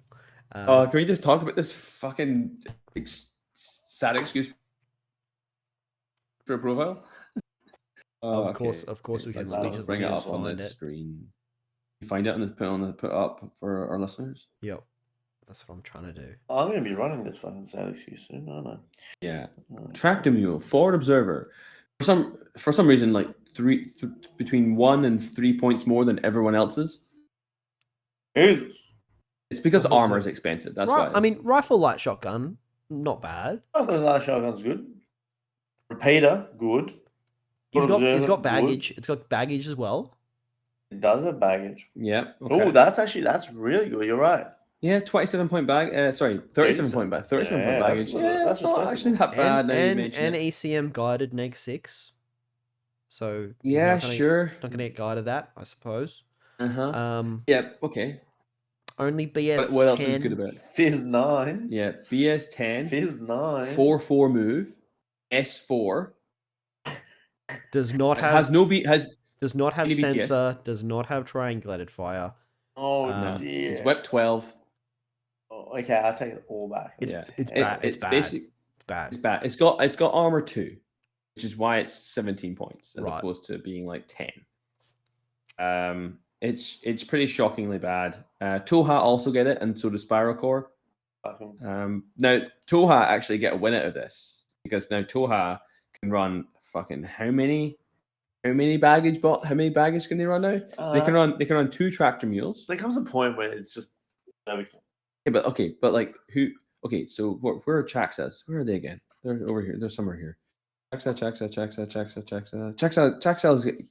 Auxiliaries. Yep, they have 4. They're AVA 4, and they've all got baggage. Yep. So you can now have 6 baggage in your Toha army. So if you're playing frontline, Oh, sweet. I mean, I don't know if you would. No. Let's be honest. No. I mean, you could run the 9-point ones. You could run the cheap ones, like the cheap. You only get the tractor mule. You only get the forward observer version. Yeah. So, yeah. Yeah. Anyway. So it's good, and they've also removed the requirement to have a dozer, which is quite nice. So That is now you nice. can now just have those. In Ariadna, you can just have those 5-point models, which I don't think you do, because you can get volunteers for 6. Yeah, exactly right. And furthermore, it's good to get rid of those because you got Omadinas, right? So That's true. Yeah. But it's good that they removed that whole need to have a dozer to have tractor mules, because that was just, even when I was building dash at lists, I'm like, I just want to have like one 5-point order. and you'd have to make sure you had the dozer. But in Dashat, you can also spend 17 points for the Najarun Hack Islam engineer who's whipped 14. Yeah. You're like, I'd rather have him than the dozer. Yeah. But I have to have dozer if I want on the tractor mule. So now you don't have to do that, which is good. So next up is this is just a little bit of a housekeeping thing about classifieds. I know we all in Melbourne, at least anyway, throughout ITS 13 played that coup de grace counts for predator, but technically on the ITS document they didn't have that bullet point. It was FAQ'd, I think. It was FAQ'd on the forums. Yeah, but it was never added to the official document. So just to clarify, it's now back in the official document. So coup de grace does count for predator. I often get that question asked to me at tournaments. So now it's written there for you. Now you can be passive aggressive with your answer. Now you can just like read the document. Although to be fair, the classifieds still say you can't do it. I don't know when CB are going to reprint those classifieds. Hopefully they'll just. But which leads us to the next point. Maybe they'll just make a new classified deck eventually. Come fucking hurry up and do it, CB. Please. I'm happy with the classified. No, they're shit. They're terrible. Please change them. Or not terrible. I'm just tired of them. I'm sick of them. Like just make something new and interesting and fun. You mean like I'm ready for a new deck. Yeah, a new deck. It's just I don't know. Make them more interesting. We played what we were playing on the weekend, and I just felt like I knew what my opponent classifieds were, or like it was. Did that help you go 1 and 2? It did not help me win, but I was just like, oh yeah, okay, he's it's like usual, like, oh, is he? It was something like, oh, I've shot him, but I'm not going to use shock. I'm like, yeah, because you've got like he's like, yes, I do, and like, yeah, okay, fine. That's cool. That's good. I just like to be surprised again by a classified rather than like, oh yeah, okay, cool, you've got this classified. Yeah, fair enough. What was the cheat sheet? Is that? Oh yeah. So the next thing, well, we're going to get into the actual changes now of the missions. Okay. But beforehand, I just wanted to give a shout out to the guys at the Dice Abide podcast who put together this lovely cheat sheet that we're going to be referring to tonight. To help us navigate the changes. Yes, they did it. I thought Sabi did this. No. This is not an official document. Yeah, this went through a few iterations on the global Facebook page. But yeah, cheers to Adam and John for doing this. This is really, really, really great, and we're going to be referring to this tonight to help us with the changes. So the first change. First thing first. One new mission added is cryogenics. No missions have been removed. So there are now 21 missions. Some people are a bit annoyed about that because you now can't just roll a d20 to find out which mission you're going to do. That's a good point. Actually, that is a good point. It is taking annihilation out. It is, but it's like also how hard is it to fucking type in random number generator 1 to 21 into your phone? 21. Exactly. Or just wait for Comlog to eventually update and just hit that random button on the app. So it's fine. Like there's it's completely arbitrary that we have 20 missions. Like to have 21 is fine. Like more missions is better. Exactly. Generally. I would have liked them maybe to cycle, like to maybe add more than one mission or to cycle more missions out. I know we're fortunate enough in Melbourne to have always an event on the horizon that you're always looking to play a certain mission anyway. So I haven't played a random mission for a while, to be honest. No, yeah, no, that's fair. Yeah, I'm like, oh, this. That's true. Yeah, we are always practicing for something. For something. For CanCon's coming up next, that'll be the next big thing. Everyone's going to play those 5 missions. Absolutely. So I guess, do we want to talk about cryogenics now? Do we want to go through the changes first and then talk about cryogenics? We talk about all the different. Yeah, let's talk about all the different seasonal changes. Yeah, sure. Because then I'll give it context come back to and talk about cryogenics. Yep. Cryogenics, sure. Cryogenics, and then we can finish off with the direct action missions quickly at the end. Sounds right. Okay, Val, let's take it away. Top of the list. Sure. So low gravity. Yeah. So low gravity. What is low gravity? That's a great question. So low gravity means basically models with total terrain or super jump, gain +1 movement, and 0G. And 0G, gain +1 movement, or do they get super jump? That's the So this is. I'm glad that you tripped yourself up there because I feel like this is going to happen a lot because we have two special rules in this season. One called low gravity, the other one's called no gravity, which is like. Why do that? Because we're in space, mate. But why make them so similar? You want dark matter? You want dark matter and zero gravity? Like, sure, just something different. Like, yeah. What else is in space? You could call it like, artificial gravity malfunction instead of low gravity. Or, sorry, you can hear me? You're back. Yeah. So you could call it like, instead of low gravity area, like hull breach or artificial malfunction, artificial gravity malfunction. That's a bit wordy, but something like that, right? And then why not 2001 Space Odyssey? What's next? It doesn't matter what it is. As long as it's different enough. anything that isn't sounding almost exactly as the same as the other one, right? I don't care what it is, right? Low. Okay. Yeah, right. Low gravity, no gravity. Zone area zone. Yeah, if you're on the other side of a hallway during the hall during a tournament, and someone goes, "Remember, this one's low gravity," and someone will go, "Do you say low or no? Low. You just low. No. Just read the document." Yeah. Like it's just like that. Blessed are the cheese makers. So what are the missions that have low gravity? Which just to clarify, it's super jump. It's the super jump. People they get super jump. They get super jump, which is sweet. And you get super jump in acquisition, annihilation, firefight, looting and sabotage, and supplies. Okay. So that's 2 of the 5 CanCon missions. Oh, okay, that's cool. That's good to know. I think I like this rule. I like that it gives some units super jump. It gives some really crazy good units super jump. Like name one. Achilles. Okay. Sujan. Nickname one. Sujan. Ninja.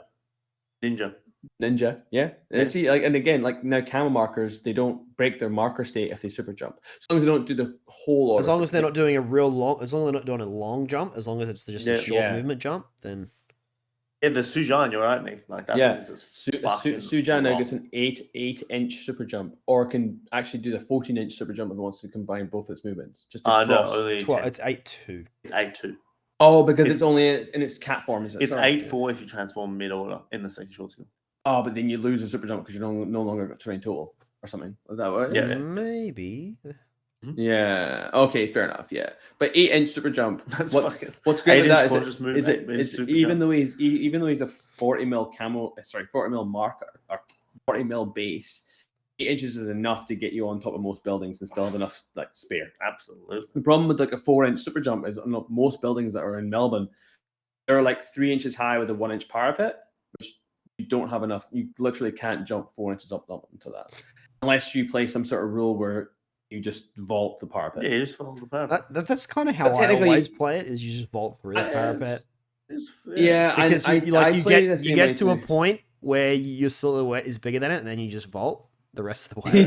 Which is like totally not how the rules are supposed to work. It's not how the rule is. Just to make it easier. Like, I think it's how we sort of play locally, just to give people who've got super. Because there's nothing more annoying than like when you're trying to jump off a building and you're like, I'm just gonna jump it, and they're like, oh, we have to measure the 1 inch. You got to measure the up before you go down. Like, and then at some point I'm just like, no, just do it, just fucking jump.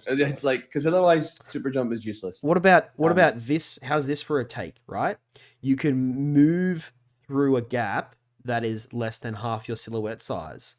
So if the parapet is less than half your silhouette size, can you just move through it? Because of the silhouette size, not width, but height, half. So you're saying the parapets, which are like rails? Well, but the thing is, we don't treat that. I don't treat that rule the same when it comes to climbing.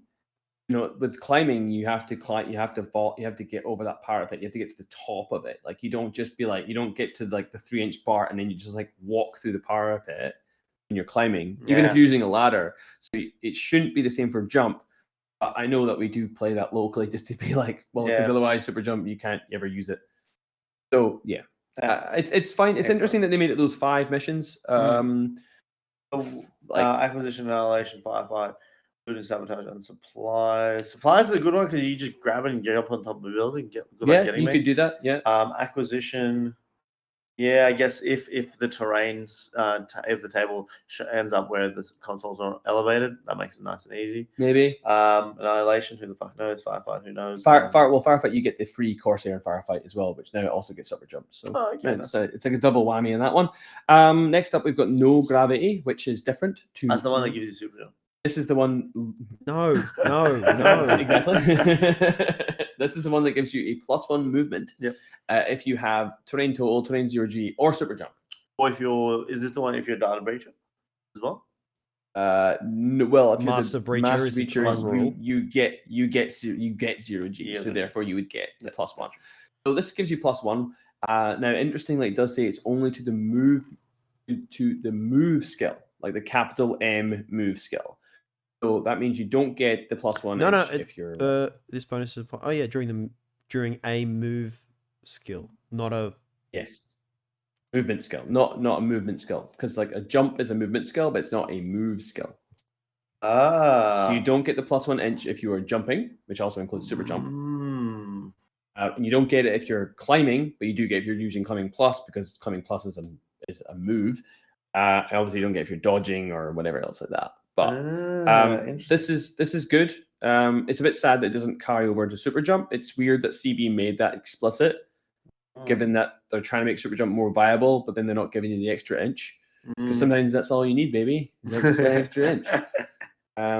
Beautiful. And it's in cryogenics, decap, highly classified, rescue, and supremacy. Makes sense in rescue because you want that extra movement. Makes sense in highly classified because you also probably need the extra movement. Rest of them, they're fine. Sorry, It's I'm good. just looking through the document. Where in the document does it actually have these rules, or is it in each mission? Oh, it's in each mission. Fucking hell. Okay. Yeah, which is why there's a cheat sheet. Yeah. Cheat sheets. Yeah, it's good. So next up, we've got decompression. Everyone should know what decompression zones are because they were in ITS 12 and they were called blizzard zones in ITS 13. So we're just back to this again. They're just to nerf late time zone. Yeah, I mean, I guess they're kind of shit. I still don't like them. But whatever. I think they're good to nerf link teams. So, I mean, they don't really need nerfing, but sure. They do nerf link teams. But they've already nerfed them with the fire team changes. So then you want to just double. You want to hit them Well, again? in these missions, I guess you don't want to be pinned down in capture and protect. You don't want to be pinned down in frostbite. You don't want to be pinned down in well, you don't want to be pinned down anyway. Well, it's a double-edged sword because like you can put a decompression zone around your beacon for capture and protect, but then you just have somebody with terrain total be like, "Thank you for the extra inch." Exactly. But the main thing is like if they have a big oppressive ARO pace, instead of shooting you 2 bursts, they're shooting you 1. Yeah. And just to clarify, if people don't know what decompression zones are, they are a smoke template size thing, CD size thing that each player puts 2 down before the start of the game, not inside your deployment zone, and usually on ground level where nothing else is touching it. And it is a difficult terrain zone with a 0G keyword, and their saturation zones as well, which is the -1 burst. Nick, in White Company, do you get a lot of terrain total stuff? You know? So you know the answer to that question. Okay. I'm just trying to think. Hawkwood, I don't know. Dujeks, I don't know. You know you've got Blue army. Ranks? You know you've got army on your phone. You can check this up yourself. That's a rather good- than just Yeah, no, like I- speculating yeah. wildly. Yeah, no, there's a few. There's a good few that have got terrain total. Yeah. Guilang's Tiger Soldiers, Kahu have terrain total. Fuck that. Beast Hunters. Hawkwood. Tiger Soldiers as well. Hawkwood has terrain total. I had a feeling Hawkwood had. What else? Tiger Soldiers 5-4. The Ness is 5-4 in these missions with super jump. Does that mean he's getting a super jump? John Hawkwood, John Hawkwood has it as well. So Yeah. all these guys getting a super jump. Not knocking. Yeah, no, I'll tell you what is That's pretty cool. Is Beast cool Hunter about it. as It's like, well. So my little link team, which is a Kahu, John Hawkwood, and a Beast Hunter, they've all got terrain total, so they all get an extra inch, and they all get super jump. That's fucking cool. That's really cool. Yeah, and depending on the mission. Yeah, they can all get. That's really cool. I noticed playing Starco on the weekend, all of my infiltrators, my hard case, my bandits, and my Hawas all have terrain total, so they all get the +1 inch. That's pretty and then so do my Hellcats. So when I jump them down, they all get super jump, which is not that handy, but it's kind of fun to like be able to jump down with an AD troop and then jump up and shoot things on a ledge. Cool, which is nice. So he's got a bit of fuel left in the tank, just using his jet. So sorry, decompression zones are in capture and protect, frostbite, frontline, and quadrant control. It's fine. I can't remember what they were in last year, but this looks fine. Frostbite, frontline, quadrant. Now we have a new one, which is Master Breacher. So if anyone remembers Data Tracker, it's like a continuation of that data tracker. We've had No Ops. We've had what was the other one we had last year? Xenotech? The Xeno. Xenotech. No, that had Xenos, data think of track. that again. That had data tracker. Data track. Yes, that was it. Yeah. So this is a Master Breacher. It's available in Capture and Protect, Cryogenics, ECAP, Frostbite, and Highly Classified. Does anyone want to talk about what a Master Breacher is or does? Nick? Yeah. So I mean, there's a few restrictions on who it can be. Okay. Like good point. it can't. Yeah, It that's a can't. good point. Can't be hidden deployment. It's got to be always on the game table as a model and not as a marker as well. So it can't be a camo. Sucks. Yeah, which also extends to anything that becomes a marker, such as like a Cyber killer, mask. like from Cybermask. Well, yeah. I mean, Like you can make it that, would but you just can't use prevent it. you from using that skill, basically. Yes. And the Master Breach it gets terrain 0G and decharges. That's brilliant. Yeah. Now, Does it get its own order or not? Only in Frostbite, I think it is. Oh, okay. Yes, only in one of the missions. I find it really funny that they called it a Master Breacher, right? Who is like, he's the guy who's got to breach the walls of the ship and let everyone come in, and then they put him in a mission where the decharges are useless in 3 out of the 5 missions. They're useful in Frostbite for destroying the heaters. They're useful in Highly Classified just because you've got the Sabotage classified, but they're completely useless in Decap, Cryogenics, and Capture and Protect. Like, why they didn't make the Master Breacher in Looting and Sabotage is beyond me. Yeah, true. I think that's a missed opportunity from CB. Yeah, definitely. I agree. But you can still decharge people's faces. Like, I mean, sure. Yeah, like, I mean, like, I was thinking of, like, profiles I'd like to give Master Breacher. So anything with martial arts and doesn't already have a decharge is really, really good for that. The Shen. A Shen. Yeah, Shen with decharges. Now your martial arts with a decharge is fantastic. Achilles. Okay, now he's already got explosive CC weapon. Now he's got an AP explosive CC weapon. Yeah, that's fucking dirty. That sort of thing would be useful. And yeah, anything that doesn't already have terrain tool is something that I'd be thinking Can about. you use a tag? Yes, you can. Fuck me. Yeah, so you can have potentially 7-inch moving tags with decharges, which are not that useful on a tag. Maybe on like a Blue Wolf, because Blue Wolves have a reasonable CC. That a very good season. Like a Gator or something. Or yeah, I can definitely see it. If it's a mission that also combines the no grav or low grav or decompression, then there are some like that. Yeah, I can definitely see it going onto a tag. Frostbite seems to have all of it. Frostbite. The cheat sheet does sort of say there's Master Breacher. Yeah, that's what I'm looking at here. Capture and Protect has Master Breacher and decompression. Cryogenics has Master Breacher and no grav. Decap has Master Breacher and no grav. Frostbite has Master Breacher and decompression, and Highly Classified has Master Breacher and no grav. Yeah, so none of them combine low grav and Master Breacher, but they all have either decompression or no gravity, which is fine. Yeah, it's like an interesting addition. I like how it plays in Cryogenics, which we'll get to. The rest of them, it's mostly just an extra. I don't think that they don't actually contribute anything to the mission, as far as I'm aware. Actually, I may have to bring that up to confirm. I don't think they contribute points to any of the missions. It's just Cryogenics, I think, where they actually have points awarded for the. They're really important. Yeah, otherwise it's just a free dude that you can give potentially +1 inch movement to and decharges, which is fine. All right, so a new one that's just quite spicy. The Evil Hacker bonus. So for Biotech for countermeasures, Panic Room, and Armory, if you take an Evil Hacker, you just straight out get an extra order to that order. Only one of these. If you take 2 Evos, you get 2. Yes. A maximum of 1 extra order can be added to that pool that the Evil Hacker is part of. So that's really strong. Which is cool for things like Biotech 4, where you need the extra order. Countermeasures, absolutely. Panic Room, yes. Armory, maybe, but yeah. What do we think of that change? I like it. Again, malign profile, more or less. Yeah. So why not? So it's still not cheap. It's still 7 points an order, effectively.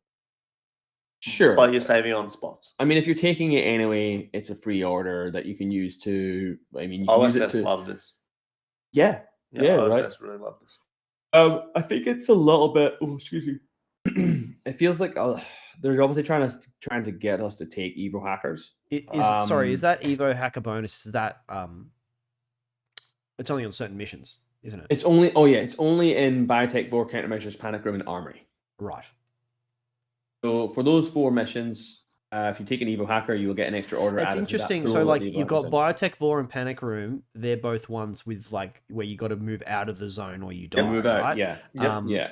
And what then? Countermeasures? And countermeasures, I guess, maybe can be order intensive if you're Yep. if you got to shit, try and if get you to the other side of the board. if you got shit draw. So like I can Yeah. understand why you'd give the opportunity to get an extra order in those missions, particularly if you're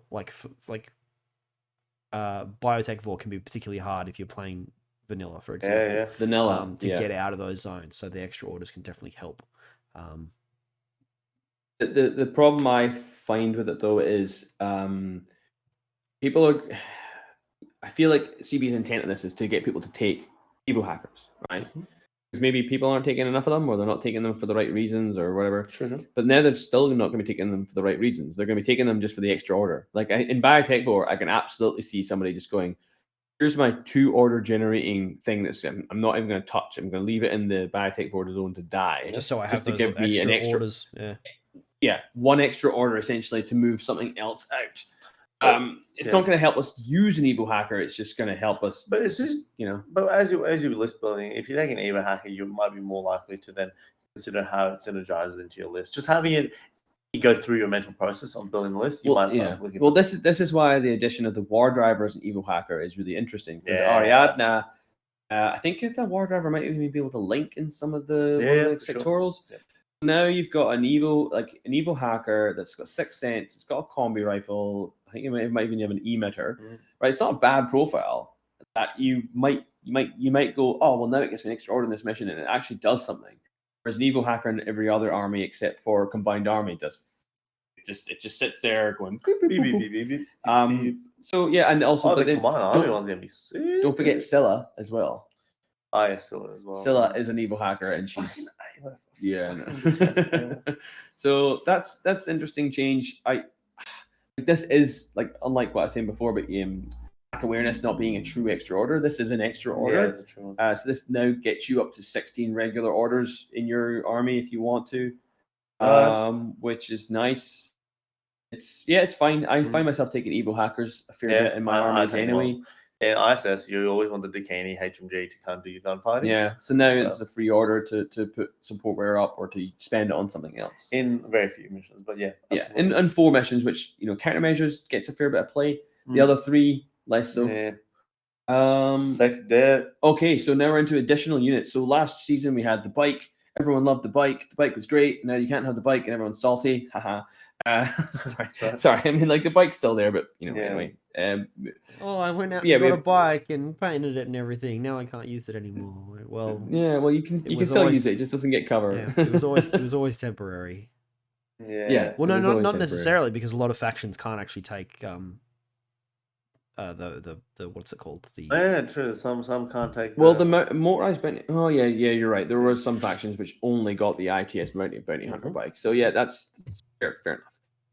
Okay, so additional units. Oh god, someone take it away. Checked it. So this is the. We're doing sec debt. It's a CSU. Yes. CSU, which is sorry, I missed Corsair, didn't I? You did, but you've started on sec debt. So basically, CSU. The only thing with this one is, from what I've seen of the profiles, like there's only 1 to take. Yeah, it's a bit lame that CV maybe could have changed the profile a bit to give players some options, but really they've just said take the most expensive one and that's it. Yeah, literally, you might take the rifle light shotgun. I don't mind the rifle light shotgun because the light shotgun at least gives you that +6. Yeah. The alternative is a breaker combi with a +1 burst nanopulsar. Yeah, that's if you need some breaker in your army, that's your breaker. That's your AP on the BTS. I guess if you have the the shotgun is not. Actually, the shotgun has a use. There's nothing that there's very little that the rifle light shotgun can do that the breaker combi rifle nanopulsar plus one burst can't do, right? Yeah. Because you've got two templates in the nanopulsar, and you've Yes. got a good range band +3s with the breaker combi. Sure, you don't get a +6, but that's a You can intuitive attack with a nanopulsar. That's right. Can't you intuitive attack with the shotgun? No. Ah, live and learn. There you go. There you go. I'll take that second place off you. Yeah, no, oh, that's right. So where is the second available? Countermeasures, power pack, quadrant control, supplies, and supremacy. So one. I mean, it's fine. Like countermeasures, it's useless because it's a specialist, but can't actually achieve any of the objectives except for like predator and stuff like that. Power pack is fine. I guess it can push the buttons because it's a specialist. Quadrant control, sure, it's a free. Now they have made them irregular over the regular CSU, so they are cheaper than regular CSU. Like the regular CSU is like 15 points for the breaker combi. This is like 11. So it's 11 points in the zone. Like it's interesting. It's good that they've given it a points value because that is relevant in something like quadrant control. In quadrant control, doesn't count for your VP or anything like that, but for dominating zones it does. Yeah. Supplies and supremacy. Supplies, it's a specialist again. Supremacy, it's a specialist, so it's fine. You could roll 8-4 move on the meta chem, which would be pretty fun, especially since it's also got its terrain 0G. So in a mission where it gets low, does it get low gravity in any of the missions? Yeah, it does. In supplies, you get low gravity, and so you can be super jumping 8 inches if you get lucky and you roll the 8-4. Yeah, on the meta chem. That's pretty cool. Or 8 second or whatever it's a meta chem. I forget what it is. That's pretty good. Which is cool. It's good. So Corsairs, sorry, I missed that one. Corsairs. So they're the Bashi Bazouk. So people get a free Bashi Bazouk in acquisition, firefight, looting, sabotage, and rescue. Now the main one we want to talk about here is probably firefight. Yep. Because everyone's it means that everyone's going to be walking on from the back with the Bashi. Yeah, but it's a double-edged sword because it's also a specialist. So I had in my game of firefight. In my game of firefight, not on the weekend, but previously, I walked on a Bashi to kill, I think, Phil's Teutonic Knight, and he just shotgunned me. But I was like, I took the one that was the AP rifle breaker pistol one because I like that one. And I killed the Teutonic Knight with like burst 3 breaker pistol, but he also went down from the shotgun blast, which also gave Phil a specialist kill. Nice. And I was like, it was a worthwhile trade, but now I'm behind on specialists. Yeah, that's a tough one. So it's an interesting one that they've done there. Acquisition that can be used as a specialist, looking at sabotage, whatever. Rescue, I guess, and it's fine. You don't, but the thing is, you don't have to deploy as a parachutist. You can just deploy it and play mind games. You can, so, because he's got hollow mask and hollow projector as well. So really strong. So you can mask it as something more dangerous or something like maybe an LT, an LT decoy. Firefight, right? You mask it as just like a line troop or something, deploy it on the table. And then you'd want to mask it as something that's irregular because it's irregular. But they won't know that if you're going second though. Well, no, but then you just leave it like that, right? And so then your opponent for the entire game is thinking they've got to watch their back line because there's a fucking Bashi Bazouk who's going to walk on at any point when he's not. So it's forcing your opponent to constantly have that in their mind that they have to. If you never bring it on, the 3 turns they're going to be trying to guard their back line when they don't have to. But then it means you have to have. But the models, the number of models you have to have, on the table. You have to have 14. You have to be putting yourself, which is actually a fair enough tactic in itself. You can have 14 models and make psych somebody out thinking that you've got AD when you don't. You do, but he's already on the table. But you still got Bashi. Where's the Bashi? No, he's right here. So many layers. He's masking as in like an Agosil or a Fusilier. Yeah. And you're like, why? And you're like, I don't know, for lols. Yeah. Like, I don't know. I don't really know why I did that. But I guess in firefight you could mask it as a line trooper, and then they don't touch it, and it's a specialist that they haven't killed. That's not a bad idea. Not a bad idea. I like. It's not a great idea, but it's not a bad idea. We're thinking outside the box. That's right. We're trying. Yeah. Which of the profiles would you take? Which one did I take on the weekend? Sorry. I do like that one you mentioned, Kev. AP rifle and breaker pistol +1 burst. It means you've got like a burst. What does that make a burst 3 or burst 4 pistol? Burst 3 breaker pistol, yeah. Which is not bad. Oh yeah, rifle like so EM mines. EM mines. EM mines, yeah. Or the submachine chain colt.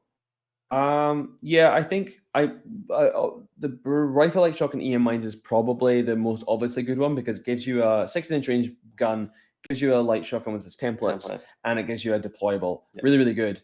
Submachine gun chain colt is good because it gives you AP and shot, yeah, it does, but it's shorter ranged. But I like the AP rifle breaker because you've got that 0 to 16 inches now that you can attack like a tag in the back. You can shoot a tag in the butt with it. You can do it with the submachine gun one too, but you can do this one outside of 8. With surprise attack because they'll walk on as three markers and then surprise attack somebody. Anyway, it helped me kill. It helped me kill the Teutonic on the weekend, so during the week. So I'm pretty happy with that. But yeah, basically anything probably but the boarding shotgun or the rifle light shotgun that's 15 points as well, same but doesn't have the EM mines. Yeah, I don't know. That's just because in the regular profile it's a specialist. But they're all specialists on the Corsair rolls. So again, just see people like, oh whatever, we'll just leave it. We'll keep it as it is. That's cool. Well, so where were we now? Turrets. Turrets now, importantly, now come in the S2 flavor. They're taller. They're bigger. The turret is now on top of a box. It's which is I think the ones we got in Defiance, they look like S1s, but I think the ones that are coming in this ITS pack, they do look taller. A little bit taller. They probably look more like they should be S2. So that's good. And it means now that you can put them behind a crate and they're not gonna be like, oh fuck, I can't see over it. Yep. They know that they're gonna be tall enough, which is good. It's exactly the same otherwise than it has been in previous seasons. It's now just a 360-degree combi rifle that's BS10. It can only declare attacks. It cannot discover, which a lot of people forget that it doesn't. But it was always that way, though. It was always that way, yes. But I think again, people just be like, "Oh, it can't discover," because they'll put it up on like Overwatch duty, and it's like it doesn't. It can't do it. It has no willpower, so it can't do it. It's available in Annihilation, Cryogenics, Frontline, Power Pack, and Armory. Fine. I don't see any problem with those. Lineup Armory is interesting. Power Pack is kind of cool because it means it can 16 inches up. It's fine. Yeah, turret is good. I like that they kept the turret, and I think it's quite a popular extra. I think it's really good, and it helps players from getting alpha strike. Just one more body. Yeah, because you think a BS10 combo rifle is not that good, but hell, it's three shots, 3 dice. Sometimes even on a 13, if your opponent's not caring about cover. Yeah, it can really make and whittles down how many successes they get, and then just make one. You need to make one lucky armor save to waste an order for them. Yeah. I think the last time I played against one, I was able to take it out with I had a hard case that I'd walked up. I just it was covering a flank, and it was the only thing covering a flank. I just walked my hard case up in camo, and he was like, "I'll discover." I'm like, "We can't discover." And he's like, "Oh shit." He's like, so I just walked right up to it, and then got into cover. And then went, I'll reveal and put 2 templates on you. And it's at -3 for cover, mimetism, and surprise attacks. So it's hitting on 1s. It can't dodge. So it just fails its rules. Well, unless it rolls a 1, obviously, which gets bad times for me. And then it just eats 2 templates and dies. Nice. That's really which is a good way of getting rid of it when you realize it can't discover. Yeah, that's true. Anyway, so turrets, and then we're on to mission changes. So there's only 2 missions that changed other than Cryogenics, which was added. I'll quickly go over these. Sure. So highly classifieds has changed to use main classifieds as opposed to just classifieds, which differs from secondary classifieds. So what it used to be is if you scored the classifieds, you had 4 classifieds in the middle, and you had like your 1 classified in your hand, that counted to your number of classifieds accomplished. Sure. Now, main classifieds are only the 4 in the middle. Yeah, that's good. So you can't use the 1 in your hand to add to it. So what that means is the secondary is now worth 3 points. It used to be worth 4. Sorry, secondary now. Oh, hang on now. Accomplishing more main classifieds. It's now worth 3, down from 4. Yes, and then accomplishing more main classifieds is now worth 3 rather than 2. Yep. So now it actually puts more emphasis on accomplishing the main classifieds. Main classifieds for sure. which is good. And then I don't really know what the changes, like why they made this change, but I guess it just means that. I think just the luck of the draw from the one in your hand is less powerful now. So it's less. Yeah, actually, I think did I write that? Maybe I wrote that in wrong. Hang on. No. Highly classified, and the ITS 13 used to be. Yeah, no, sorry. The ITS classified. So the secondary classified used to be worth 2 points. Sorry, I fucking fucked that one up now. It used to be worth 2 points. Now it's worth 3. So it's actually worth more points now. Secondary classified, that's right. but you can't. Oh, because you've only got but- one secondary that's worth 3 points. That's a lot for one objective. It's quite. It's one objective, but it doesn't count towards all the classifieds that you do. Yep. No. Yep. So it sort of sits on its own, which I think means it might end up having more. You might end up having more draws because if you're both getting 3 points for that one classified in your hand, and if you, I mean, it still relies on you obviously getting more classifieds. You still win, but it makes it. You have to keep up with your opponent. How many middle classifieds you get? Otherwise, that's the only way you can get a draw. Yeah, because it used to be 4 accomplishing more. Now it's only 3 accomplishing more. It's basically worth less. So anyway, it's fine. It's just something to bear in mind that you can't include that one. And then the other change is frostbite, and I really like this change. So scoring has changed to give 3 objective points if you have more active heating units left. Oh. So it used to be you used to get 1 point if you just had any active heating unit on. But now you get 3 if you have more. Okay. So there's now more of an emphasis on activating your heating units and keeping them alive. Okay. Yep. So it used to be 1 anyway. Yeah. So killing more is worth 2 when it used to be 3. Okay. So killing is now reduced. Yep. So what this means is now you've got 3 buttons and 1, 2, 3, 4 heating units. Yep. So if you now push all 3 buttons, you can turn on 3 of the 4 heating units. Your opponent, and also it means that your opponent cannot turn on any heating units. Because once you've pushed let me just remind myself of this. Yep. Once you've pushed the button, consoles in the middle, it cannot be flipped. Okay. So it used to be that you can't, because you know how once you turn on a heating unit, you cannot turn it off. The only way to turn it off is by destroying it. Okay.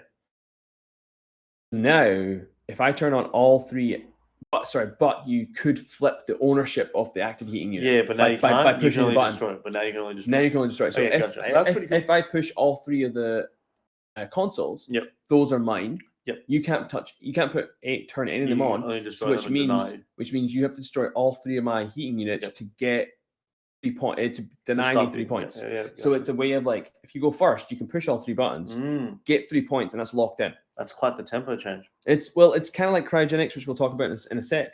But I like that now, rather than it being about more about killing and getting into the middle. You still get points for dominating and all that sort of stuff, but because you cannot flip the ownership of those consoles, the idea of pushing the buttons in the middle is really now really important. Yeah. And it, like I say, it sets the tempo. It does set the tempo, doesn't it? Very good, very good, very good. No, that's awesome. That's actually. I haven't played that much for ages, so that'll be fun. No, I think I'd like to play this the new Frostbite. I think, and see how that goes. I think it has a feeling of cryogenics in this way, and that you can lock your opponent out of 3 points if you push all 3 of the consoles in the middle. Yeah. But we'll see how it plays out.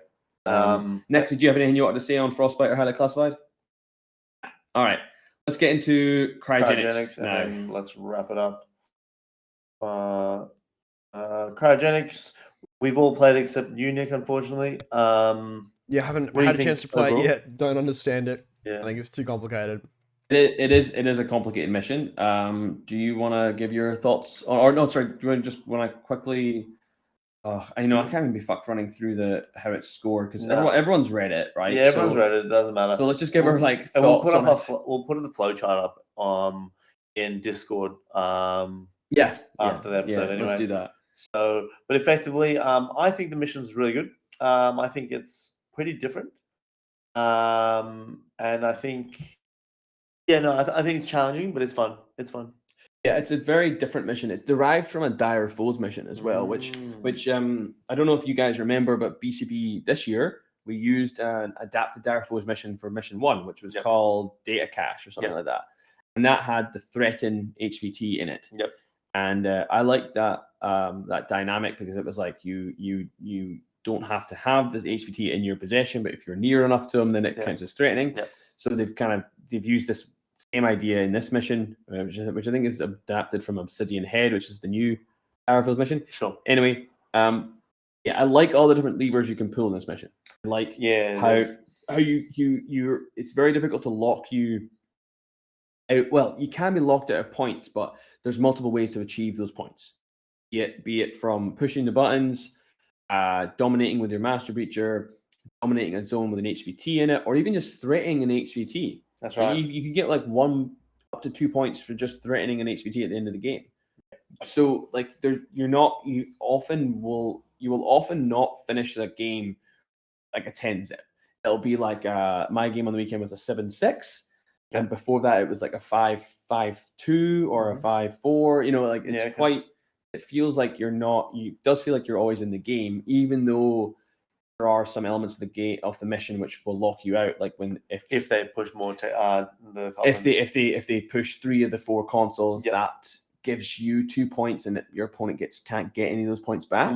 But I think that's a fine temp. Like I think it's a fine thing because if you're not putting up any arrows and giving your opponent the free reign for them to push your consoles on your side and then consoles on their side, then you're asking for trouble, right?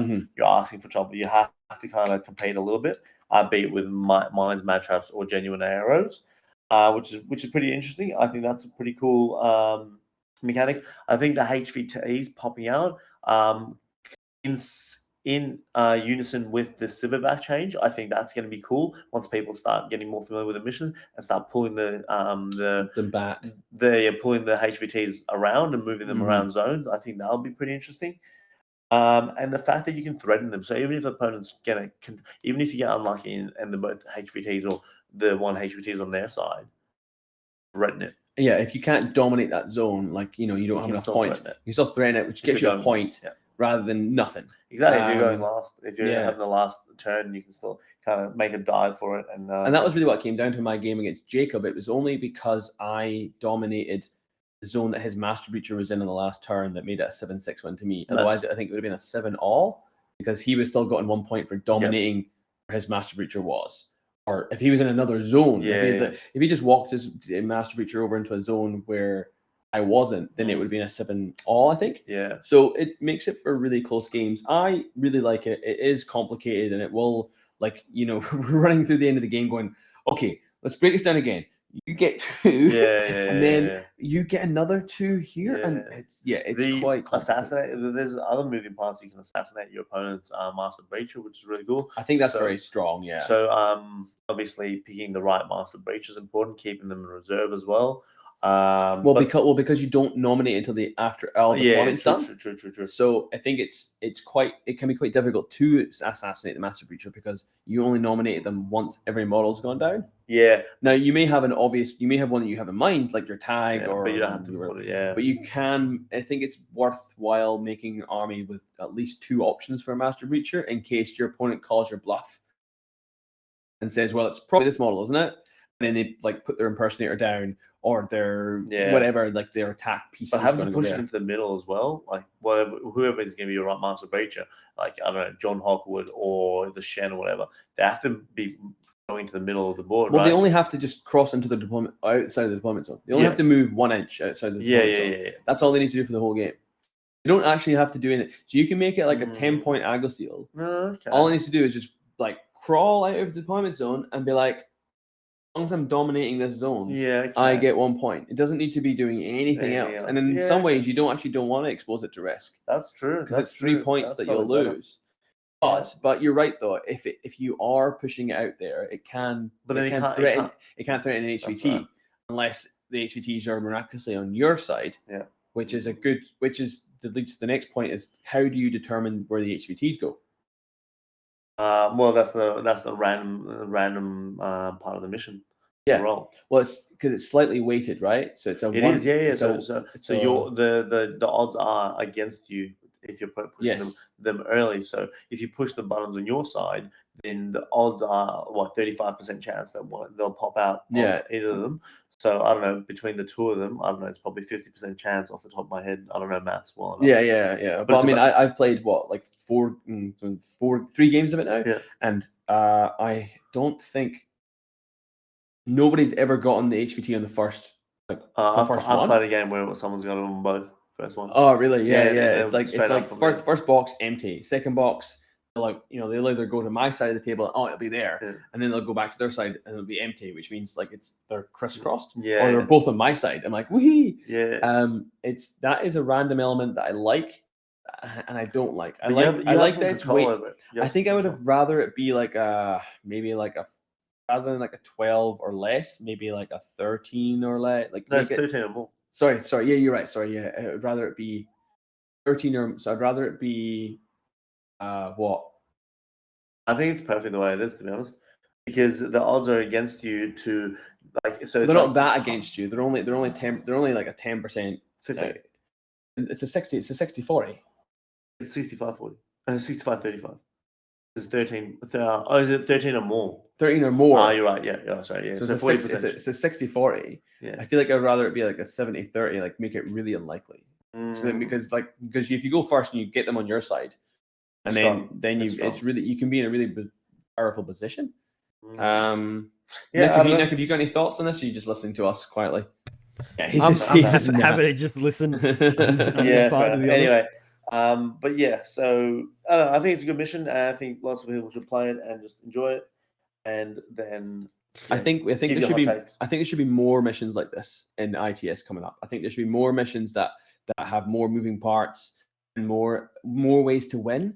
I like the fact that the points are spread around in different directions. My concern about that, though, does that mean that there's more likelihood of that type of a game resulting in a draw? If one person does one set of the objectives, someone else does the other set of the objectives, then they meet in the middle. I think it's entirely possible. I think we were saying before that 5 of the points are tied up in sort of essentially round by round scoring, and the other 5 are tied up at the end of the game. So like you can tie up 2 points by pushing 3 points, and if you kill your opponent's master breacher, then that locks your opponent out of 3 points. So basically, it locks it's up. Well, 3 points if you kill him on the first turn. So it locks your opponent out of 5 points. I mean, you still might only be stuck on 2, but your opponent can't get more than 5. Which then means that it can become quite likely that you may end up with a 5-all or a 5-4 or a 6-5. Low to medium scoring game. Low to medium scoring game and very close games, which I think I like. It's hard when you like, oh man, it was so close, but it was like 10-1. But at least these games like 7-6. I do agree that if you have a close game, it should be reflect like if a close game shouldn't end in a 10-1 or 10-2. I think a close if you've had a close game, that should also be reflected in the scoring.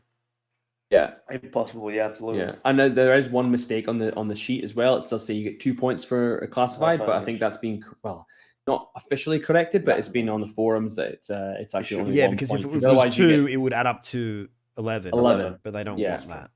But it goes up to 11. But there is some missions that you can get more than 10 points, but it just says it caps at 10. So that's right. So maybe what's wrong with that? The gun. Well, no, because it doesn't say it caps at 10. Like in cryogenics, there's literally no line. There's no line that says it caps at 10. Because there's missions like supremacy that you get the extra point if you do a certain classified, but it says it says there you get the extra point up to a maximum of 10. Yeah. Whereas in cryogenics, there's no such caveat. It just you can get 11. So then people are like, well, do I get 11 or do I cap at 10? So that's the new mission. I think it's solid. I would have liked to have seen more missions, something like that. But we'll see how it goes. We should do a tournament where we just do the 5 most complex or 3 most complex missions. What would those be? There'd be power pack, there'd be unmasking, there would be capture and rescue. Protect, there would be rescue. So rescue, Cryogenics, and maybe Panic Room or Frostbite. unmasking and Frostbite, maybe. Yeah, I said Actually, no. And seeing the change. Or Mind Wipe even. Fucking hell, there's some. You know what? Actually, that's one mission I wish wasn't in this season. Nah, shut up. Fucking Shut up. Mind You Wipe. and Dan I hate that mission. Up. And it's no, I don't hate it for the same reason as Dan hates it. Reason Dan hates it, it's whatever. Like it's his own personal problem. But I just don't like Mind Wipe because I don't like having to destroy things in someone's deployment zone. I agree with that. When I played Mind Wipe at BCB, when I had to sub in, it was just so hard to get all the way over there to even have orders to do and it leads to a lot of draws.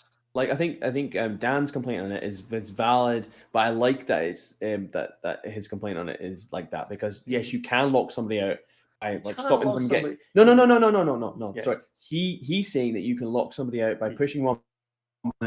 That's actually really fucking difficult to do. It's very difficult to do to lock someone out of that. Absolutely. Right? But what you can do is you can lock them out, destroying the consoles because they're all the way in the other opponent's side of the DZ. And if you roll badly, and it's like the one where you don't have any decharge, and also not every faction has access to decharges or DA. That's basically any mission that forces you to like use certain weapons to destroy something. I don't particularly like. So looting sabotage. I like it because you have to build for it. That's the thing. That's the mission you have to build for. Yeah. I personally don't like that mission, but I understand why people do like it. Imagine doing a 2-day event where it's literally unmasking, cryogenics, frostbite, rescue, and unmask. Thing is, I like frostbite, but it's complicated. But the destroying of the heating units is not like primary objective number one. It's like a secondary thing. If you, I like how they're making it more important. Yeah. So I just love the idea of those fucking missions. People be like, "Nah, fuck this. I'm not going to this event." Yeah. Oh yeah, well, I mean, cryogenics apparently might become one of those. One of those missions. So before we wrap up, there was 4 more missions to go over. Well, I reckon we should probably hold off on those until we've done the slow grow at the end of the month, because then we would have played all those missions and we can talk about them specifically in its own little thing. If you like. I like that. Oh, okay. We can do that one. Because the slow grow that's happening in the month is those 4 missions, right? So yeah, it is. Yeah. Okay. Yeah. No. Let's do that. So maybe we just do some closing thoughts on the ITS pack as it is now before signing off. What's your thoughts? Yeah, I mean, it's like the main changes are more that I feel like it's taken away from season 13 rather than sort of adding in for season 14, in that the changes for bikes were so big, and to take those away, there's been no, I don't like, I mean, sure, you've got the changes for the flash pulse spots, but I don't think the addition of the extra rules for flash pulse spots will have as much of an impact on the game as what the changes for the rules for bikes had last season. I don't think it's as big of a thing. Sure, we've got a bit more. Is that a good thing or a bad thing? I don't think it's a good thing or a bad thing. I think it's just different. The fact we've got a few extra freebies, and the freebies, I do like. I think the thing about the bikes though was that also there was all those missions last season where you'd also get a free bike, so everyone was taking was getting advantage of these bike rules for free. That's not happening this season. Yeah, you get free stuff, but it's not also quote unquote game breaking. It's a much smaller change, and I think people responded really positively to the bike changes. Yeah, they did. And then I think everyone seemed to forget that they were going to go away. Now CB did obviously read the room and go, oh, they're really popular. Maybe we should, this obviously means that we can safely make bikes better. Obviously, they didn't make them exactly the same. And now people were like, oh, but you took away my toy. I'm like, we didn't. Get off the forums. We made them better, but just not as good as they were in the season, because that would be. Get off the forums. That'd be a terrible idea. I'm not on the forums. I know, but look, I think the bikes. I think the main thing was for CB to get people to use the bikes, see their value. And if you want to keep using them, great. We'll give you a little boost.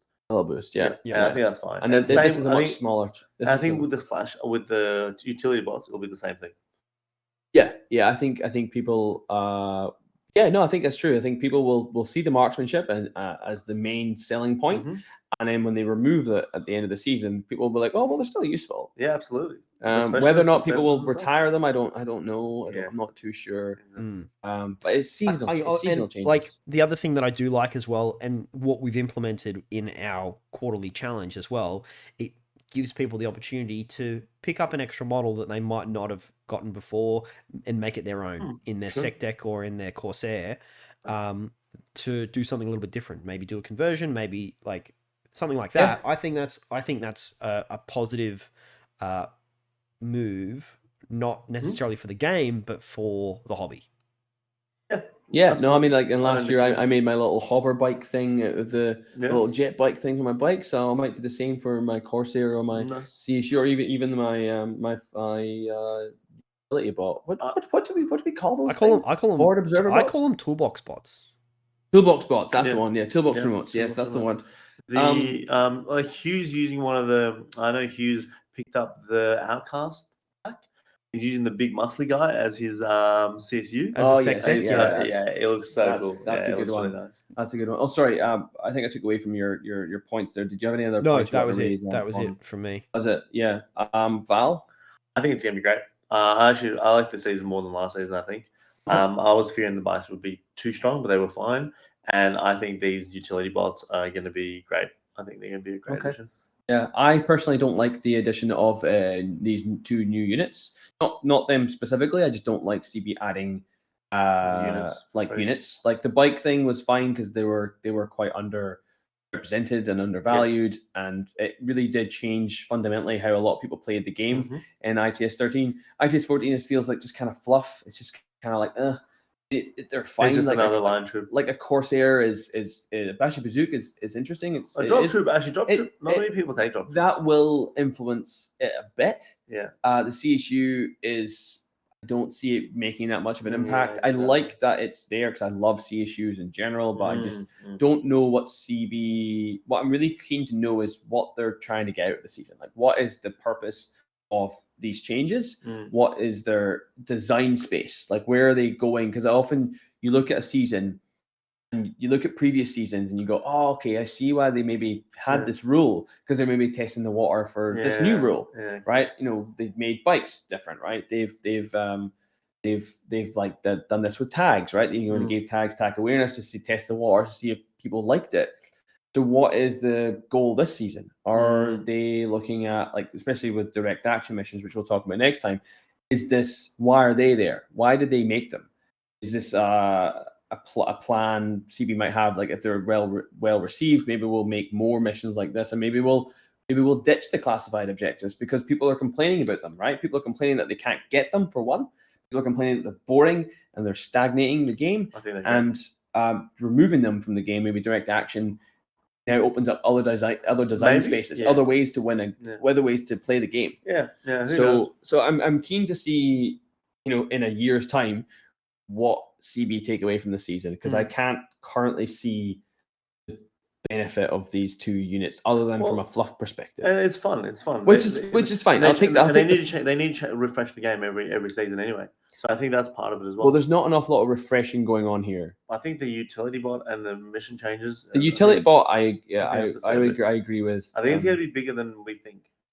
I think overall, I'm ambivalent to the changes. I think, I don't like them or dislike them. That's a question we can have in the questionnaire. You know how you guys start adding questions to kind of build some stats or whatever. Are you taking are you utilizing the TAC Mitos or TAC Burrito role? The Taco Tuesdays. Yeah. I mean, it could, because it's a universal rule. Taco Burrito. Because it's in every mission. I guess like you can check for it. Yeah, you utilize this and just to see, just get a rough idea of how many people actually take that bot because of the season. Yeah, and also you have to, whether it's affecting the armies that you're playing as well. Because will we see maybe more Hack Islam being played because of their access to Rafiqs? It's going to be convoluted. It's going to be hard to differentiate between the new models and the fact that true. I guess like Hack Islam just got a bit of a redo as well, so maybe they'll be more popular because of that. I mean, did I have any other points there? Not a huge fan. Keep it I've up already pretty well. spoken about the Master Breacher, the 15 order limit getting stretched this season, which I'm not a fan of generally. Like, again, if you have Joan, you now get that free order for the CSU that's now regular. So I'm about to sell my military orders, folks. So, here's some more. If anybody wants some military orders, Here's hit some me up. more. And then the last thing I wanted to talk about was I've already mentioned classifieds, that I'd like them to just make some new classifieds, please. And then the focus on super jump is fine, but I would rather they just make super jump easier to use. That's what they're getting out of it. They're super jump. They're imposing more mobility. They're improving the mobility within the game. They're making the mobility. People realize the value of mobility. So the super jump thing is, I agree with giving more units super jump, so more people to experiment with them is great. But I would also prefer them just to make super jump easier to use. I don't think it's that bad. It's not. Really it's not any. Trust me. Any model with a 4-inch move cannot get, by letter of the law, by letter of the rules, cannot get up or down any of those CB car train buildings. They can if it's they true. just long order jump. They can't. No, they can't. But they can't. if they long jump, but we're not talking about using jump. a long jump. We're talking about. We're not talking about long jump because then you just don't have super jump. Any model can do that. No. By adding the two values together, both and you can actually values get together. Otherwise, it takes you 2 orders. Yeah, you play by the yeah. Okay, that is an advantage, but of course, people want to be able to use it dynamically. They want to be able to John Woo that shit, but they can't John Woo that shit because they're like, oh, I can't jump that far. Yeah. And I'm not talking about the old N3 days of yeeting 12 inches off the side of a building and then dropping straight down. No. Yeah. But if you could, if the jump had an aspect of it that incorporated vaulting over ledges, I think it would be. I think it would be okay. And a little bit of falling, as far as you can fall to your first movement value.